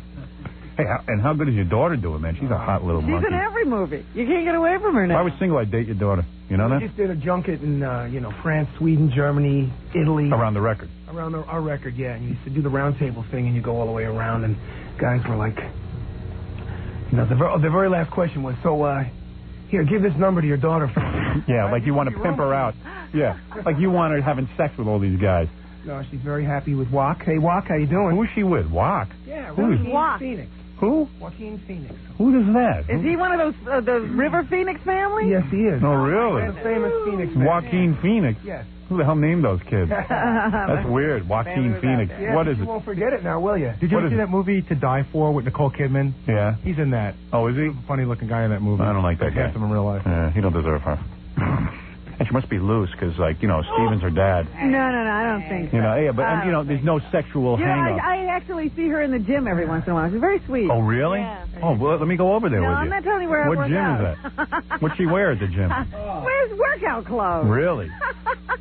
It's great to see, Steven's lips on a woman. That's what I love. Oh, I love that. Yeah, women are going to the doctor to try to get those lips. Yeah.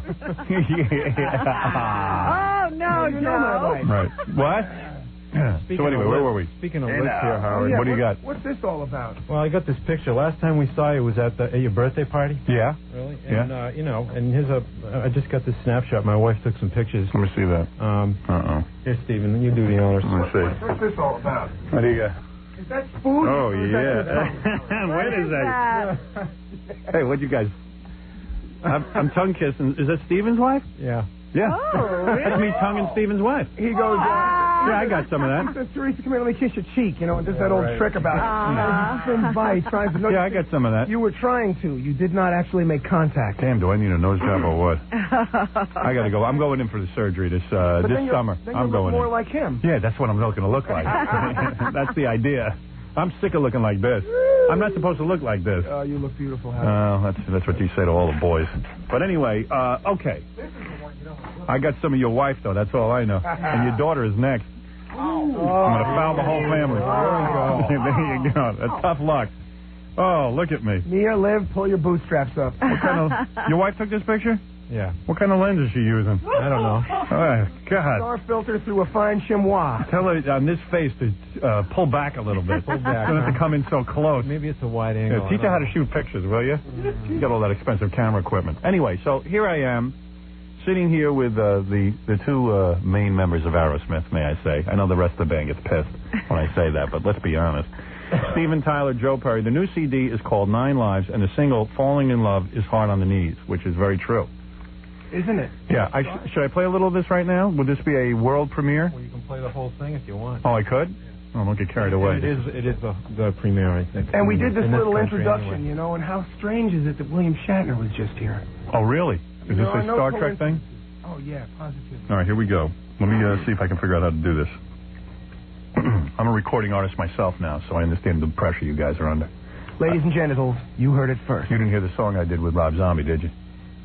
I don't think Do I want to? Yeah, I did a duet. You got a Me and copy Rob of did a it for duet. us? What? You got a copy of it for us? I'll play you a little after I listen to your song. Tell me what you think. Cool. Fair. I sing goddamn good on this, too. I kick ass. I'm not kidding. I'm in the recording business now. All right, let me hear what you guys came up with. All right, here we go. I don't hear anything.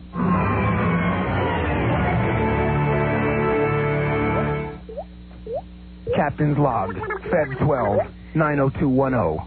The good ship, Aerosmith, to boldly go where no band has gone before. Our mission, 9 lives. Our objective, to live for 10. We've been 840 days in the musical millennium called recording. It's been an agonizing mission of overt and covert reconnaissance, totally incorporeal. There's been white noise, distortion, Private Shirley, Captain, and Captain, the band's breaking up. They're on drugs. Easy there, Scotty. No, they're not. Loosen up. Steady. Take your Prozac and lay down. Aye, sir. Why, this record's so good, I've been sporting wood, my phaser's on stun, and... Steven. Not now, Spock. My maxi shield's down. We're ready to release. Steven. And Steven, calm down. Come on, come off the space shuttle.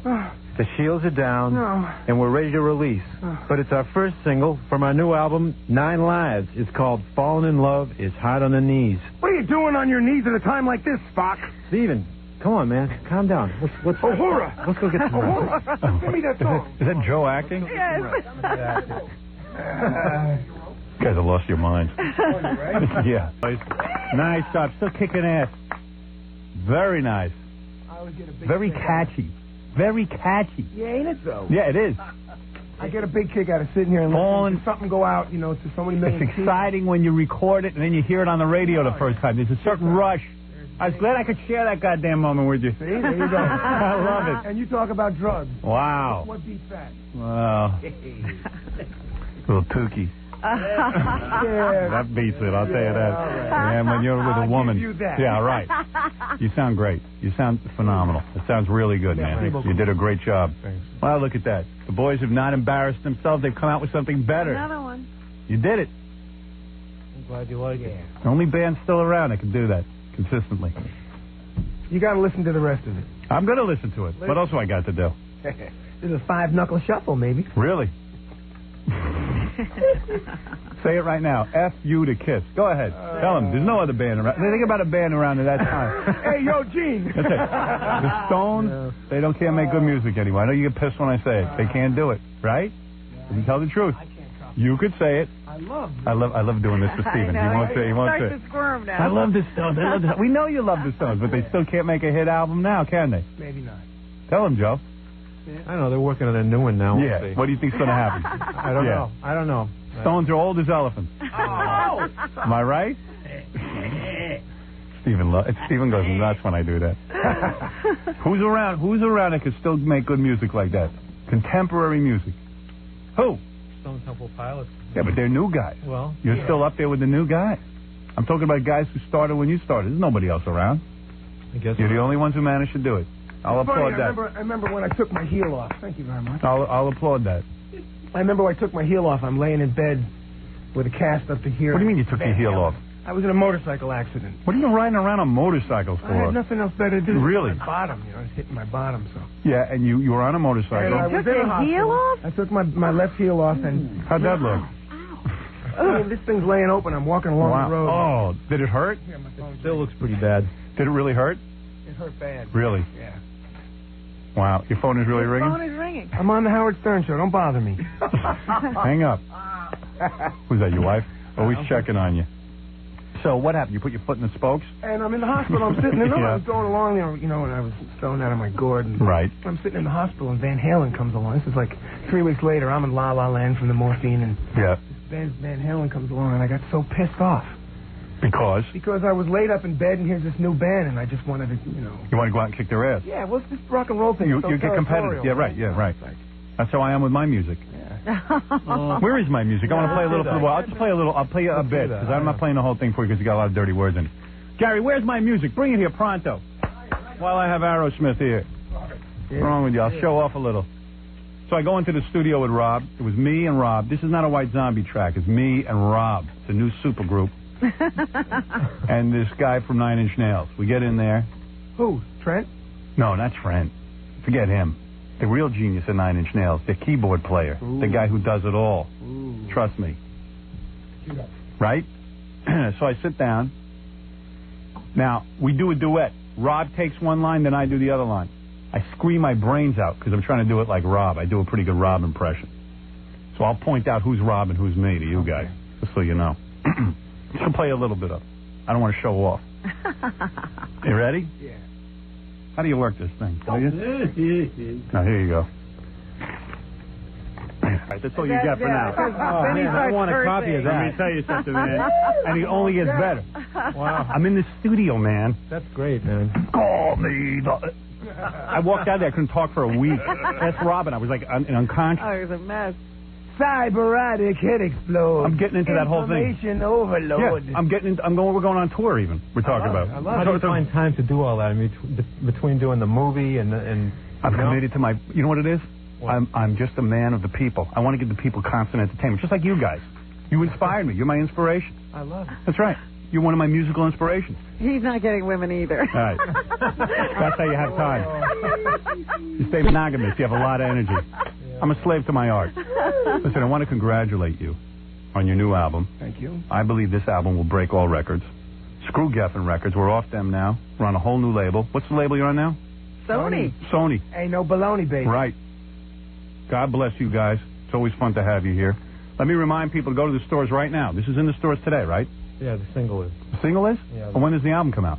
In a couple of weeks. Oh, I see. Okay. March 18th. Oh, I get it. All right. County. All right, but the single, you can actually buy a single. You can actually buy this single. Do people buy the singles? Yeah, they do. I suppose. Yeah? A couple of hundred. Okay, the new CD is called 9 Lives. The single, Falling in Love, is hard on the knees. And, by the way, I also want to thank the boys because the song Sweet Emotion is in my movie. Ah, very Private good. Parts. And I think you'll enjoy it. I was sitting here saying, why are they in the movie? They are in the movie. They are in the movie. They are in the movie. Because, all right. Right now. Okay. Because, as you remember, of course, I used to play tons of Aerosmith when I was a disc jockey starting out. And then one of the scenes where I'm, early on in my years there, I'm playing Aerosmith music on the radio. So, very cool. Yeah, it's really good. And it just works in at the right moment.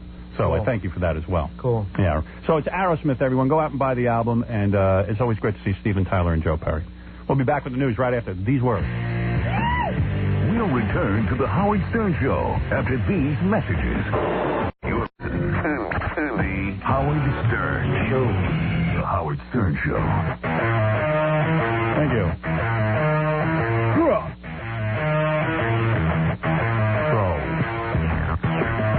Yeah. Who knows? Hey now. Hey now. I like this. What is this? Hey now. Hey now. The Hey Now song. Hey now. I like to talk to that guy Hank Kingsley about. Hey now. I like to talk to Hank Kingsley about writing a song with him. Now you're writing songs. Oh yeah, now I'm way past just recording. I'm tired of artists just using my voice.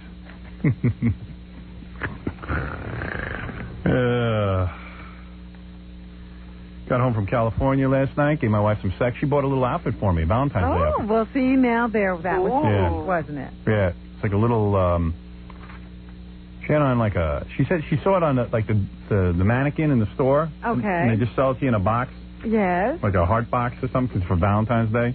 So she said, I bought an outfit for Valentine's Day. I go, just go put that thing on. Let me take a look at it. Oh, she just had it in the box? She didn't have it on? Yeah, I wasn't even going to do her. I was going to go to bed last night, but I said, go put on that outfit over there. So she put it on. She walks in. She got like a thong thing with a bra, and then it's got like a little, the garter belt, but like the thing that goes around your stomach or something. Like that holds the stockings up. Right. That thing. Oh, I see what you're saying. Yeah, I have one of those, and I said, you got to have stockings on to wear that thing. Get that thing off. So once she took that off, she looked pretty good. She was wearing it without. Yeah, I said, honey, you can't just keep that hanging. She goes, I don't know how to wear this crap. I wouldn't wear it. I'm doing it for you. That is very funny. Yeah, I said, what is that? Take that off. So once she got that off, she looked pretty good. She does need stripper lessons. Oh, so badly. So badly. I wish some girl would get a hold of her and teach her how to wear this stuff. She didn't know how to wear it. It didn't matter. I took it all off anyway.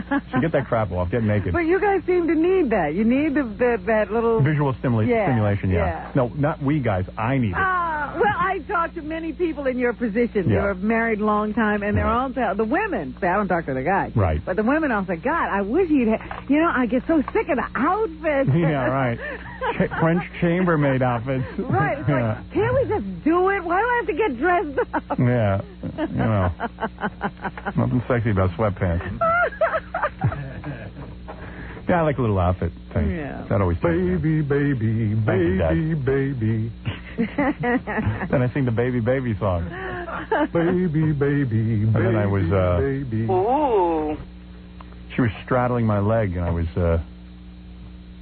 using my big hands to massage her butt. Trying to get her hot that way, and then she just said, get the vibrator. What are you trying to do? Get the vibrator. Get it out. Get out of here with that. She seemed to enjoy it, though. Yeah. That's what she said. I can deliver sometimes. And then I fell asleep. I don't know what happened to her. Just rolled over. And then, you know what? She says to me, while you were in California, I found one of your tissues from your self-love. Did she? Now, I'm very meticulous, so I go, she can't call my bluff. I said, honey. Oh, she was no. trying to bait you? I know what she found. I said, honey, you remember I had a cold last week? I blew my nose. And when I blow my nose, I leave the tissues there on the side of my bed so she can find them. Why? To throw her off. She thinks she's finding a tissue with that other stuff in it. Oh. See? What is going on So out I left there? it behind, and I go, you didn't find any The tissue. tissue game. I said, you didn't find any tissue. And if you did, and she goes, no, I know what was in it. I could tell the difference. And I said, she wasn't calling my bluff. I go, I know what I left, and that was a schnot rag. Uh-huh. Don't you tell me. And then then later on she admitted, well, maybe it was a schnot rag. But what? I don't even understand what's going on here. Does she know that you're doing this or not? No. I told her I don't. I said, unless you do a DNA test on my schnot rag, I'm innocent. No, I said, no, I don't do it. You're still telling her that? Yeah, I don't want it, because she gets then she says, I know you're doing it, and I said, okay, so I'm doing it. She goes, ugh, I don't want to be with you. Why would she want to be with you? I don't know. She's got this uptight thing about that. Does she think masturbation is wrong? Evidently. She doesn't do it? Yeah, she does it. Not that much, though. She swears. What? She says she does it, but not that much. Right. I think she's in there with a jackhammer every day. What do you think of that? Of course, right? I don't think she's honest with me. Well, you're not being honest with her. Why should she? Right. Yeah. Let's keep the romance going. Hey, you want to know about the most romantic couple? I'm telling you. They got vibrators. Yeah. Tissues. We had about 5 vibrators involved last night. I'm not kidding. There was a whole scene going on. Well, does it take different vibrators at different times, or what? So I thought, Robin, we seem to returning to that heated vibrator that Nancy Sirianni Martling got us. Yeah, you're beginning to like that a lot, huh? It's funny, too, because we whipped out your old vibrator, the Magic Wand. Yeah. And I looked, it was like, you know a guy, like before he goes into a duel, he picks out a sword? Yes. My wife pulled out last night like 5. That she had, because she's been cleaning the house, she found 5 vibrators. Oh, my God. And it's like my gun rack. I got the big heater vibrator. I got the one you got me. Uh-huh. And I got a couple of long, thin ones, you know? Yeah. And I'm looking over my selection, and I go, you know what? I'm going to tell you something, honey. Because she was, like, looking at him. I go, you seem to like this one the best. Why are we fooling around here? Yeah. If you want a secondary backup for a different orifice, fine. She goes, no, I don't want that. Well, all right. Well, there you go. God bless you. Because when I work on you with a couple of vibrators, I look like Edward Scissorhands. I'm like, I can actually use 3 vibrators. Like a chef. I'm like, I can work on a woman. It's like doing a science experiment. Look like one of those chefs in those Japanese restaurants. See, if you ever get sex and you're with a man, you won't need anything, because just the idea of laying next to a man will turn you on. Is that right? I suspect when you break your long desert silence of sex, that it's going to be a massive explosion. Well, it's not going to take much. I don't think the atmosphere could take it, so right. I'm just not going to do it. Well, to each his own. To each his own. Poor Blaze. I feel for the environment, right. So I'm not going to. I have a theory. When you finally start having sex, you're going to stop horseback riding. That's my theory. That's right. Anyway. I don't think so. Well, we'll see. We'll see. That poor horse is glue. Glue. My baby, please. Baby. Come here, boy. I think you're a Western horse. I love that. That's my favorite. Blaze is a sweetheart. All right. See, Fred's not playing that game. All right. He's looking for it. Yeah. Good boy. There you go. There you go, boy. Good boy. Okay. That a boy. That a boy. You are hysterical. What's going on? You sound so horny. I can't tell you. What? It's interesting you got a boy horse, too. I didn't check, but, most of the horses were boys. Really? Yeah. I don't think I've ever ridden a female horse. Interesting. I rode what they gave me. Right. Come on. Come on. There we go. Good boy. Good boy. All right, anyway, Robin, let's do some news. Yes. We'll thank Steven Tyler and Joe for coming in, Joe Perry. Yeah, it's always good to see them. It's Howard Stern. Get it out. Get it out, boy. It's on. South. All right. You keep working on it. It's time for Dobbins News.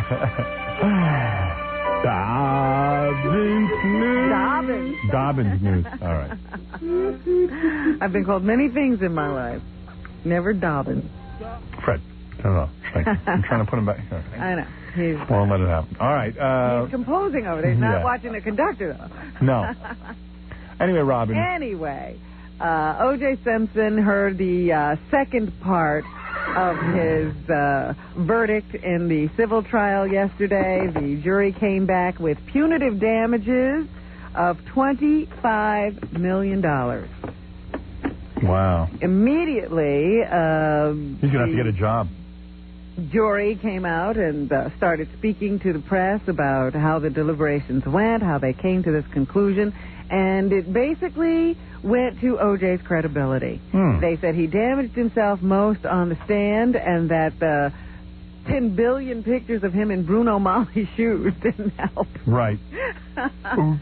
Yeah, so they kind of figured he was lying, and they went with that. They said that this does not, however, discount the verdict in the first case. Sure it does.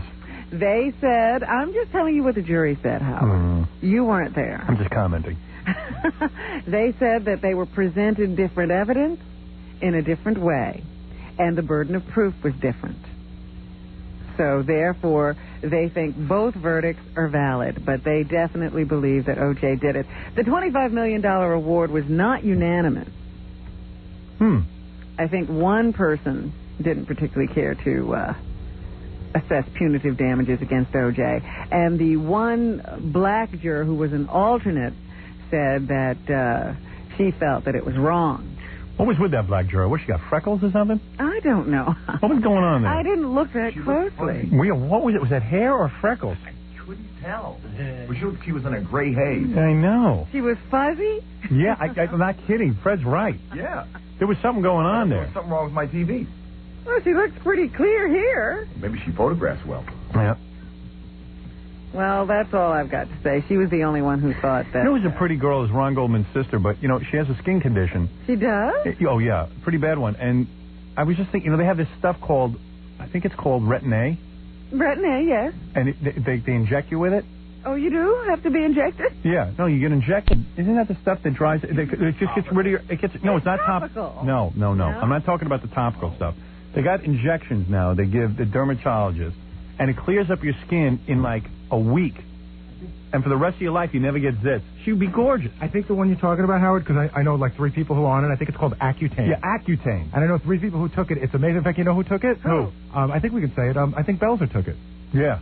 He looks like he took it. He looks stunning. Well, listen, no, he looks a lot better. He doesn't get a zit anymore. I know lots of people who took it, and I'm telling you, you take it for a week. It's a wonder drug. If she went on Accutane, she would be completely clear. Well, maybe she's okay with her skin. No, she's not. How do you know? No, it's really bad.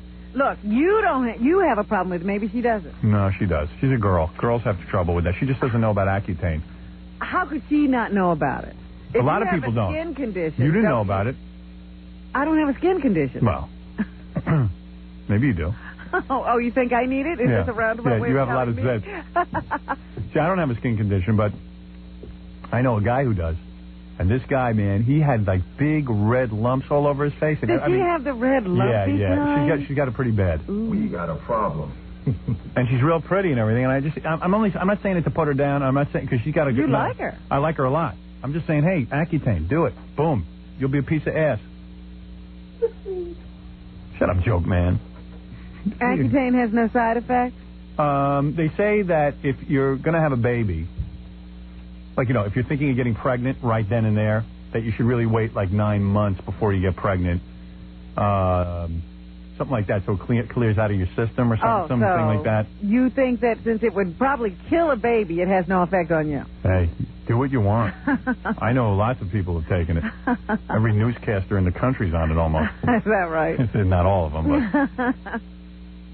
I hear the baby, though, gets the zits you lose. The baby becomes a zit. No, it's a powerful drug, and they don't want you taking it during pregnancy.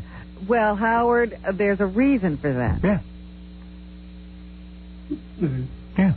Do what you want. It does something. I would do it. If I had bad skin, I'd do it in a minute. Well, again, I just like to point out to you, some people, there are people walking around with your nose who don't have a problem with it. Oh, be quiet. Do I point out every one of your faults? No, I don't think your nose is a fault. Thanks for bringing it up. Bad enough I have an obsession. You're nicer to that horse than you are to me. I love your nose. Thanks. You're sitting there talking about Joe. I said Joe Perry's nose is bigger than Howard's. What are you talking about? Joe's is straight. Mine hooks down like a moneylender. I got a problem. Well, anyway, you're not the only one with a problem. OJ has big problems. Right. He was out playing golf, though. At the time the verdict was read, he hasn't been in the courtroom since he found out that the jury was not going to be awarding in his favor anyway. So now the total tab is something like $33.5 million. We got a problem. OJ is claiming that he has no money, and his friends are saying that it's wrong to punish OJ this way. Here's Alan Dershowitz, who worked on the defense team. If the jury found him guilty of murdering 2 people, there's no amount of money in the world that can bring them back. Alan Dershowitz. Alan Dershowitz, boy, I hate that guy. It's very clear that the jury disobeyed the judge's instructions. The judge explicitly told the jury, you cannot wipe out O.J. Simpson financially. Why? Why not? Is there a law that says a murderer has to still be able to live well? Yeah, he committed a murder. 2 people. Because that's essentially what the jury is finding, that they believe he's responsible for these deaths. Yeah. Go figure. So anyway, here in the aftermath of the trial, here's Juditha Brown, the mother of Nicole Simpson. That's an unusual name, Juditha. Well, she's not American. Oh, is that right? Yeah, she's a foreigner. I wasn't aware of that, Robin. You know, life goes on. Oh. Every day is a step of healing. I believe I've never heard that accent before. That doesn't mean I say, now this is over, now I'm going to do something else. Life just goes on normal. Where is she? Schweinhund? Is that what it is? Because I'm trying to play... Germanic. It was hard for me. They think that the Browns will now go back and try to get custody of the children again. Will they have a chance, Robin, now that he's been found guilty of murder? They think not. Really? Really, man? Because the Browns have been found to be poisoning the minds of the children against O.J. Yeah, that's really and refusing to allow the father to visit the children. So in that case, I suppose the judge will say, if you can't manage to keep your, comments about O.J. to yourself or your feelings about O.J. to yourself and you want to inflict them on these children, I guess they're going to look harshly on them as custodians. Oh, boy. So let them be raised by wolves. Anything is better than being trapped in a house with O.J. I was thinking to myself, I think here we have a case for just taking the children away from everybody. Right. I mean, quite frankly, the Browns are the most likely to be really raising them. And you know what? If they're saying some negative things about O.J. I know you don't have a problem. No way. But that is their father. Good luck. It is their father. If your father was Hitler, what do? You have to go around saying nice stuff in the house? You must find some positive things to say about him. Too bad this ain't like... was nice to dogs. Too bad Jor-El only exists in the comic books. We could ship those kids off to another planet where they could probably get a normal life and superpowers. Yeah, because it's going to be very tough for them here. Yeah. Man. Both families are saying that the money never had anything to do with it. They were looking for a little bit of justice. Here's one of the jurors. His name is Stephen Strati. He was the foreman of the jury. They will change. Some part of you is always going to remember this. It's something that will take a while to get over. I really hope that the families can start rebuilding their lives. Oh, my. Talking about the aftermath or the after effects of being on a jury that has to make such a decision. One woman said it was the easiest decision she ever made. She had never had... Really? She didn't have any problem figuring out what had gone on. This was a normal jury. A normal jury? Yes. What is a normal jury? A jury without a racial agenda. Come on, this other jury had a racial agenda. They were going to teach society a lesson through O.J. O.J. doesn't deserve a racial break. Who is he? Wait, who is he? Martin Luther King? Jesus Christ. All right, so if Martin Luther King lost control one day... He killed a couple of people. You understand. Go, huh? Yeah, right, yeah. He's certainly done enough humanitarian good works to recommend Very that funny. the jury let him some slack. But O.J.? O.J.'s busy cavorting with white women. What's wrong with that? Nothing. I would like to cavort with white women. I'm just saying, though. He's certainly saying that like there's a problem. He's no friend to the black community. He wasn't a guy who went and gave back to the community. What did he give, $1,000 to some church group or something? I don't know. I have but none of that means anything. You know what I mean. He's no racial hero. But he certainly wasn't a guy who had a lot of racial impact in his life. Right. Thank you. Thank you. Thank you. Check, please. Let me out the door. So hey, listen, we got was at the golf course. Here's the guy who was, I guess he was the bartender at the golf course when O.J. was informed of the verdict. Who's this, Charles? His name is Charles Gallo, yes. Okay. Well, he came in and out, as he usually does on a Monday. And occasionally he'll have a hamburger, a cheeseburger, he'll have a beer, and he just leaves, and that's about it. Every time I go out on the golf course. So that's a typical day. Right. For O.J., and yesterday didn't seem to be any different. He was right there. I mean, who's it? Like, the most embarrassing verdict of your life is about to come down. Why would you want to be in public? And then the guys you hang around with insist that the TV set be turned up at the bar. Yeah, these are great friends. Yeah, wow. Well, it's hard to get good friends after you commit double homicide. I guess you have to take what you can get. You take the friends you can get. My friend Bob Kardashian would never raise the TV set. He was always respectful. Times have changed. This is a whole different scene. I think because I saw him photographed on the golf course with some black guys. He's actually playing golf with black guys. Well, he has to take whoever comes in, generally, because they say, he doesn't have friends to tee off with anymore. So he goes in as a single. I'm teed off. Let me take a break, Rob. We'll come back and do some more stories right after this. More to come when the Howard Stern Show returns in a moment. 97.1, The Eagle. This is The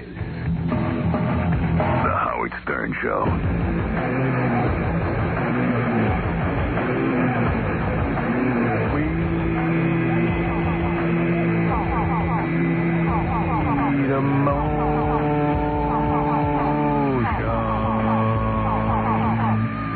I'm doing a remake of that Aerosmith song. Listen to this. You ready? Look at this.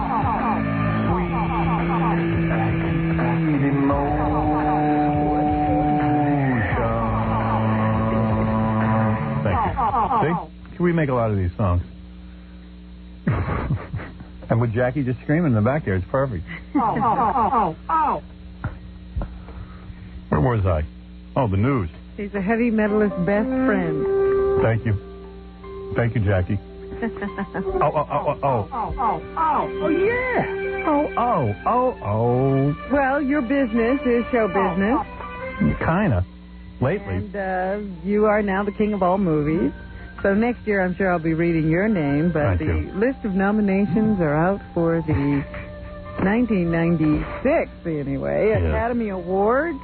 And who is and it, Robin? The English Patient leads the way this year with 12 nominations. I'm proud to say I haven't seen that movie, nor will I. There's a tie for second between Fargo and Shine with 7 nominations each. I've seen that Fargo.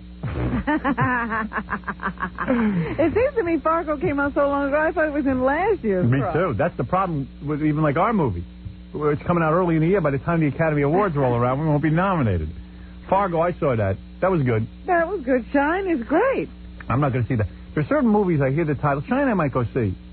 But English Patient sounds like something I can't sit through. Isn't it weird how a title... It's definitely, though, the kind of movie that gets nominations. Right. Because, hardly anybody can go to see this movie. See, my next movie, I'm going to do a very serious movie where where I can become Academy Award. Yeah. The Stern Patient. Right. The Stern Patient. The sequel. So anyway, here are the nominees for Best Actor. Okay. Let's see. Nominees for Best Actor. Okay.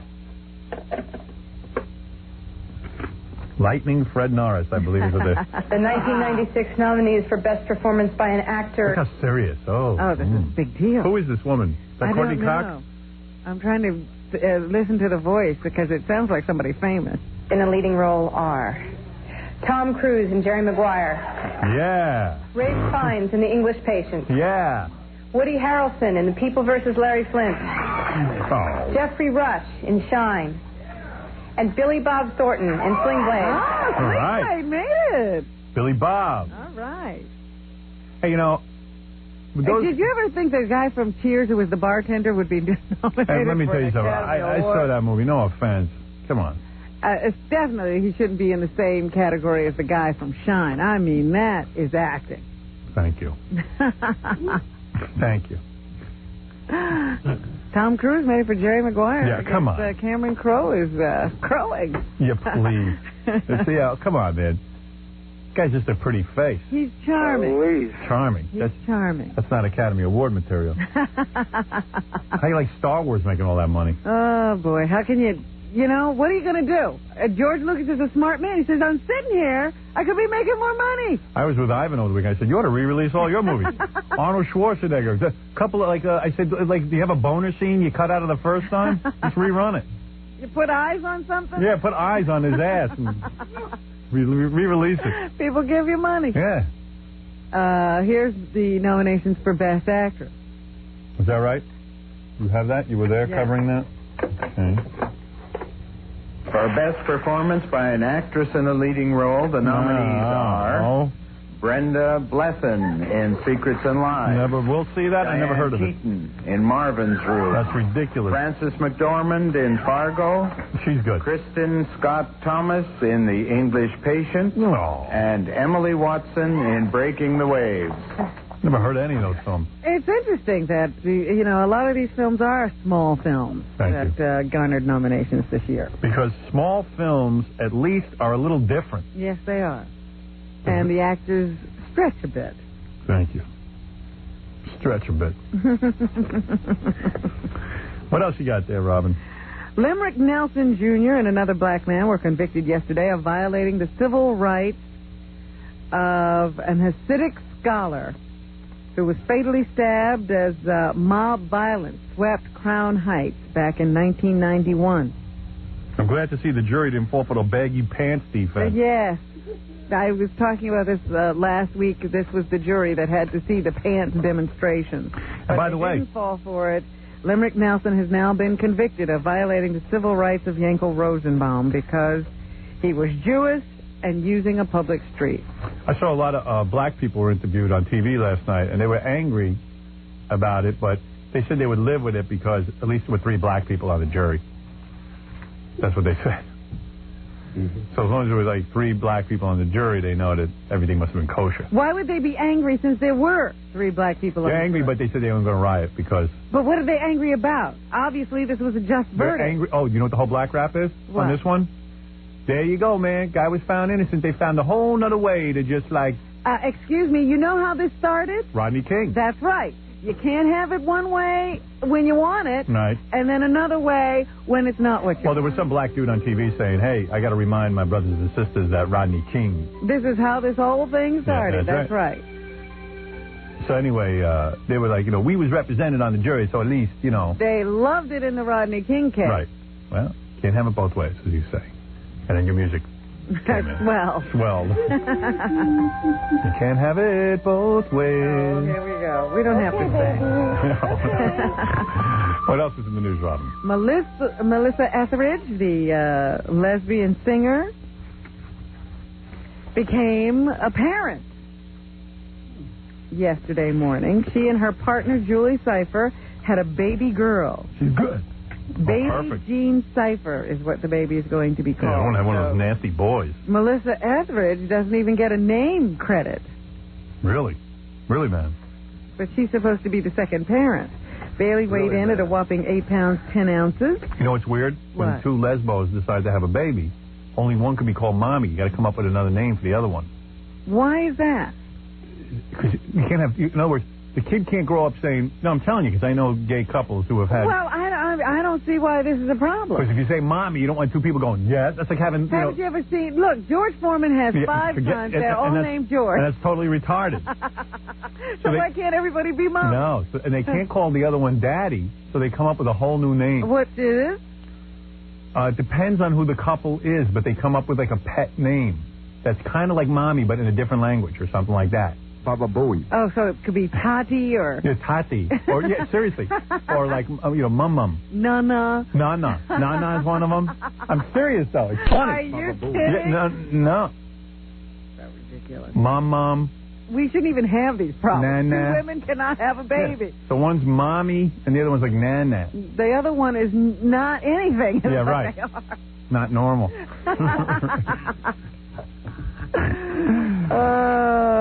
They always put this in the story that Cypher is the ex-wife of Lou Diamond Phillips. He's trying to let that down. That poor bastard. But he can't get away from it. Jesus Christ, how long are they going to keep pinning that on him? No guy wants to be known as a guy who lost a woman to another woman. Hey, what is that? It's in every story. Really, man. What's he got to do with her anymore? Boy, OJ would have gone ballistic if his wife left him for another woman.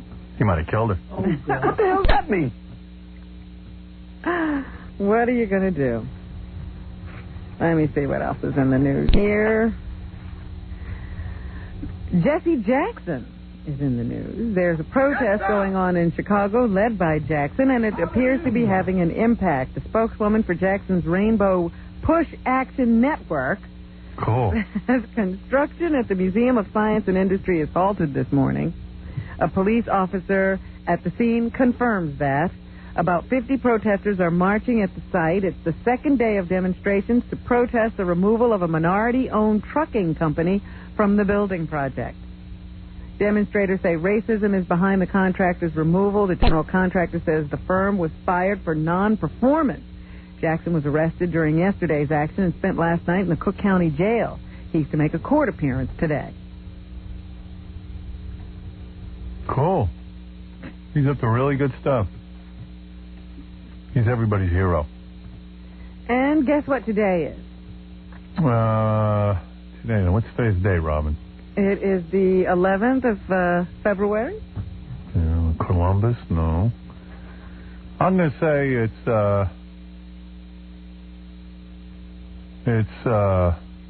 must be some of them Jewish holidays.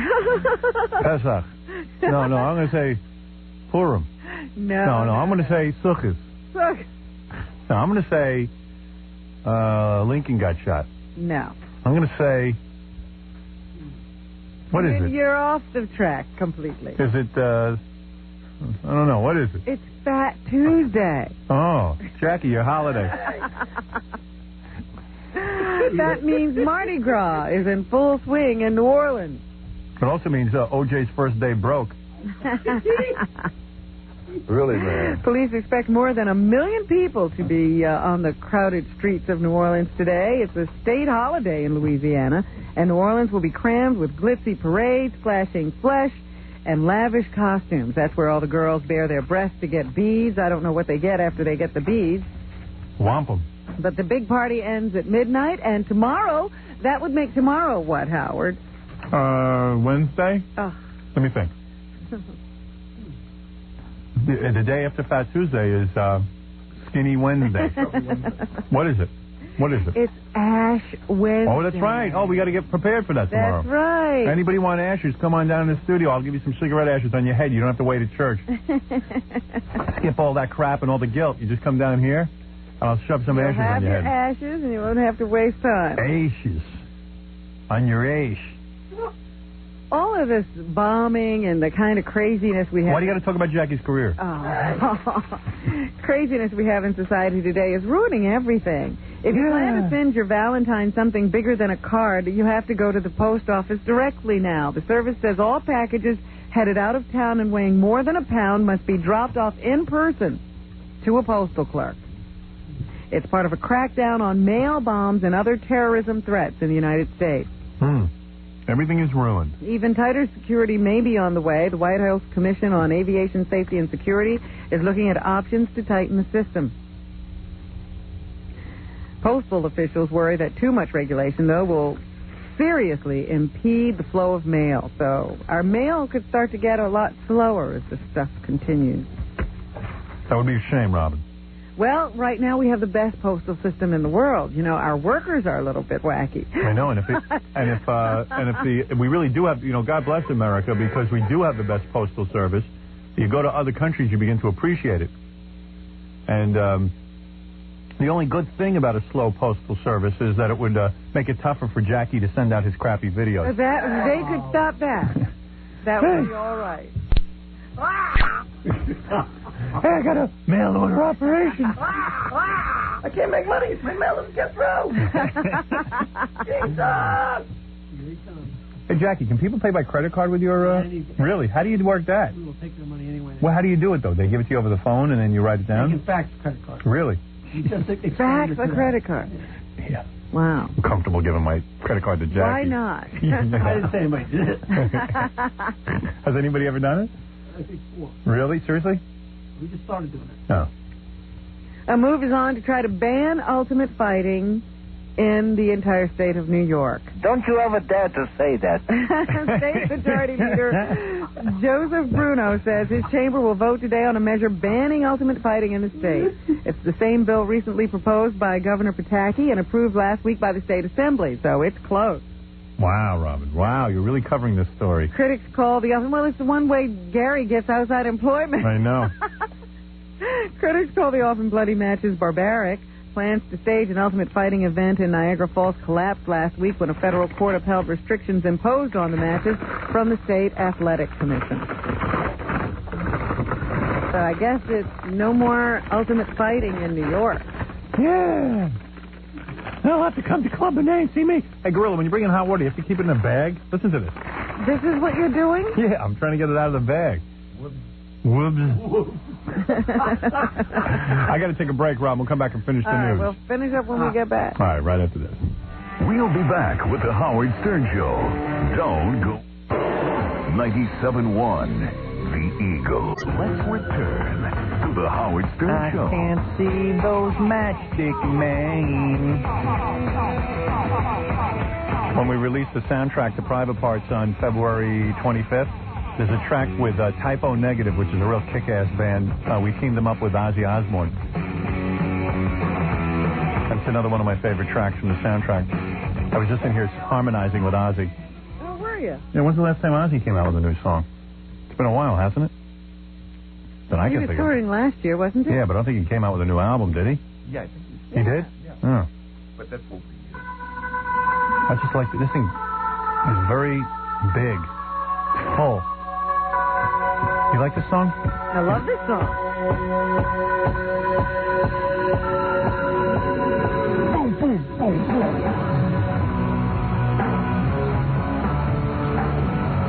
That's heavy.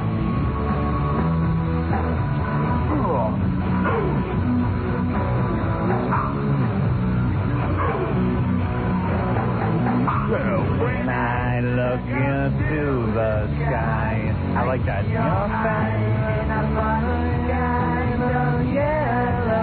I love that. I'm going to give you a little tease. No. It gets very heavy. I'm very excited about the soundtrack. Very excited. I just wish it was the end of the month already and the movie was opening. It's making me cuckoo. You say the video's going to be on MTV this Thursday? Yeah, no, I might be wrong. I'm pretty sure it's this Thursday. Hey, Gary, can you call like Jeff Gold or someone and find out when the video is going to premiere? Baba Booey. It was supposed to premiere last week, but I hadn't even seen it yet, and then I saw it, and now it's ready to go. So I think it's this Thursday. That's the Porno for Pyros track, which was added to 70 stations in the first week. I know, I read that. Yeah, that's pretty wild. No, music stations. Anyway, you were doing the news, so... Yes, did you happen to see that Lennox Lewis, Oliver McCall fight on, I guess it was Friday? Yeah, now, tell me about that. Tell me if I got this right. Some guy in the middle of the fight started crying? Yeah, this guy, Oliver McCall... Yeah. He, after the fourth round, he just sort of stood in his corner crying, according to accounts, because I didn't see it. I tuned in, and the fight was already over. Baba Booey saw it. And he just stood there crying, and then after about 55 seconds or so, the referee, or the guy in the ring, whatever he's called. The coach. No, the referee, you had it right, yeah. He called the fight because the guy wasn't fighting. Now, this is weird. The guy, you know this? The guy fighting who started crying said he claimed after the fight, Gary says it looked like he had a nervous breakdown in the middle of the fight. Right, that's what everybody's thinking, that, he lost it completely. The guy's claiming, whether you believe this or not, I didn't see the fight, though.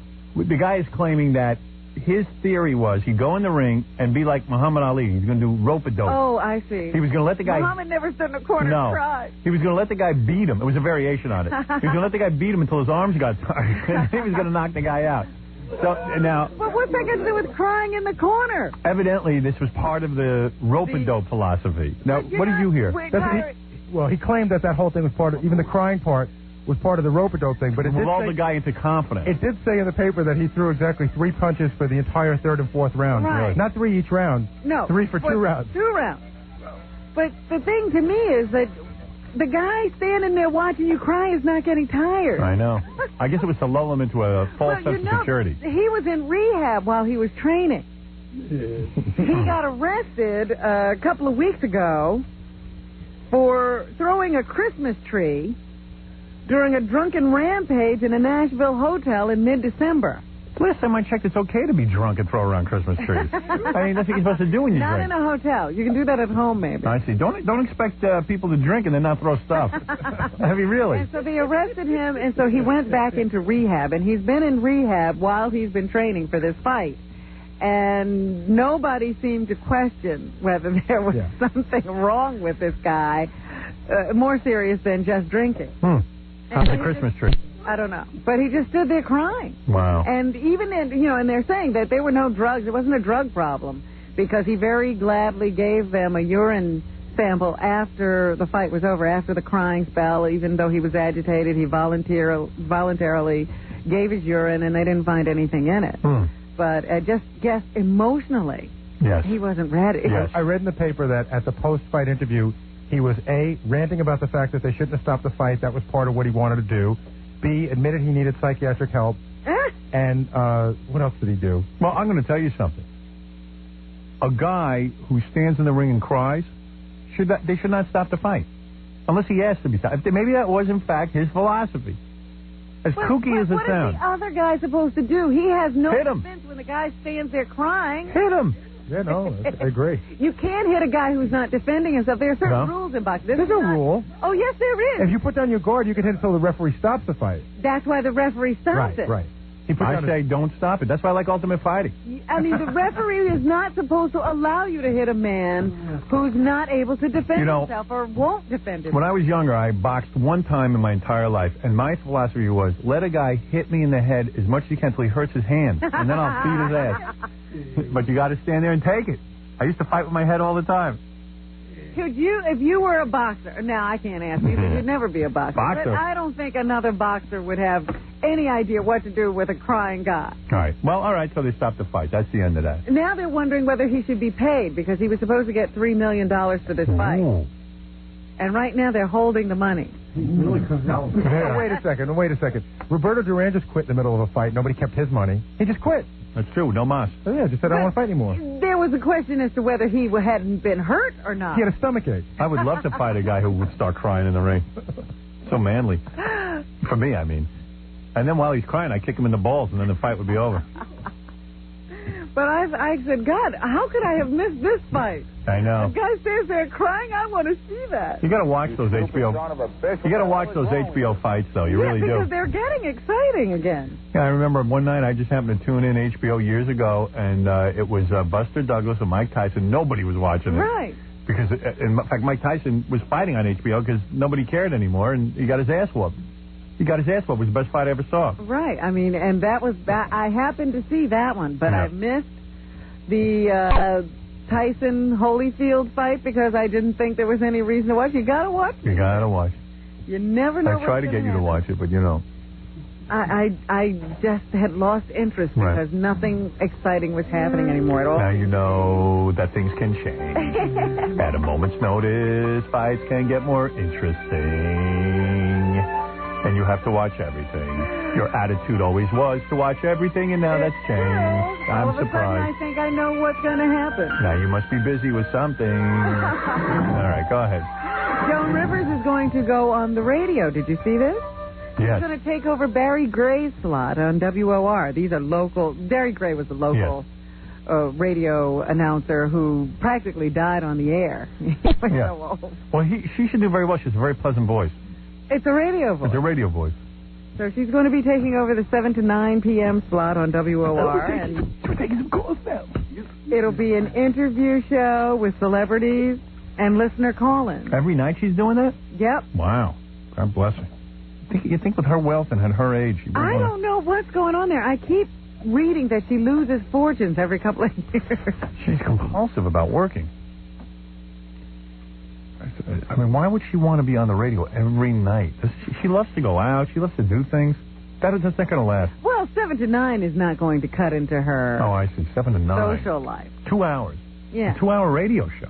But you don't go out. I mean, most people, if you're continental, you don't eat till 10. Oh, you mean she has a problem with going to the bathroom? She's incontinental? What do you mean she's continental? You're so crazy. Wow. I thought she was getting old, but that's ridiculous. Well, I wish her luck because she's a friend of the show and blah, blah, blah. Go ahead. I was wondering, is she going to be covering our premiere? Yeah. Oh, yes. Oh, yes. The premiere is going to be wild. Trust me on that. All right, that should be interesting. Yep. And I see that Chevy Chase is going to be hosting Saturday Night Live again. Oh, yeah, he's great. Police. Oh, yeah. Oh, Joan Rivers will be there. Melissa's going to be there, too. Melissa's going to be topless. Oh, really? Oh, yeah. I don't believe that. I'm agreeing with it. Isn't that a blessing? That's going to be There interesting. will be no one subbing for him and talking to him on the phone during the games. He can be there in person. So he'll be joining training camps today, I think. That's very exciting news. The Jets need something. Yeah. Maybe he can do something with them. Jets suck. That's what's happening. Thanks for everyone about Jackie's exciting career. Where is that? I lost it. I would remind them if I could find it. Oh, there it is. All right, here's the rundown. Jackie's Penthouse Joke Page Martling, whatever. Sergeant Pecker and the Joke Man are each 78 wild minutes. Only $12 plus $4 shipping and handling. CD or cassette. Buy 2, get 1 free. Call 1-800-323-KING. Jackie's Joke CDs are now available in major record stores coast to coast on Oleo Records. For information, visit Jokeland on the web at JackieJokeman.com. I also understand Jackie's wife has a new album out. Yes, she does. Big Orange Marble. Big Orange Marble, and I'm sure if you call Jackie's line there, it'll hook you up with that. I think she has her own section on that website. Yes, I believe that's true. Check in with her there. Yeah. Full moon. All right. And Aerosmith, our good friends Steven Tyler, Joe Perry, and their new CD, 9 Lives, the single Fallen in Love is Hard on the Knees. Also, William Shatner has a new book out, and I don't know the name of it. Oh. Robin does. Wait a minute. I didn't ever get to really see the book. It had a glossy cover, and the title kept getting obscured by the light. Gary took it away from me. Oh. He wants to read it. So, but you go in and ask for the new William Shatner book if you're looking for it. All right.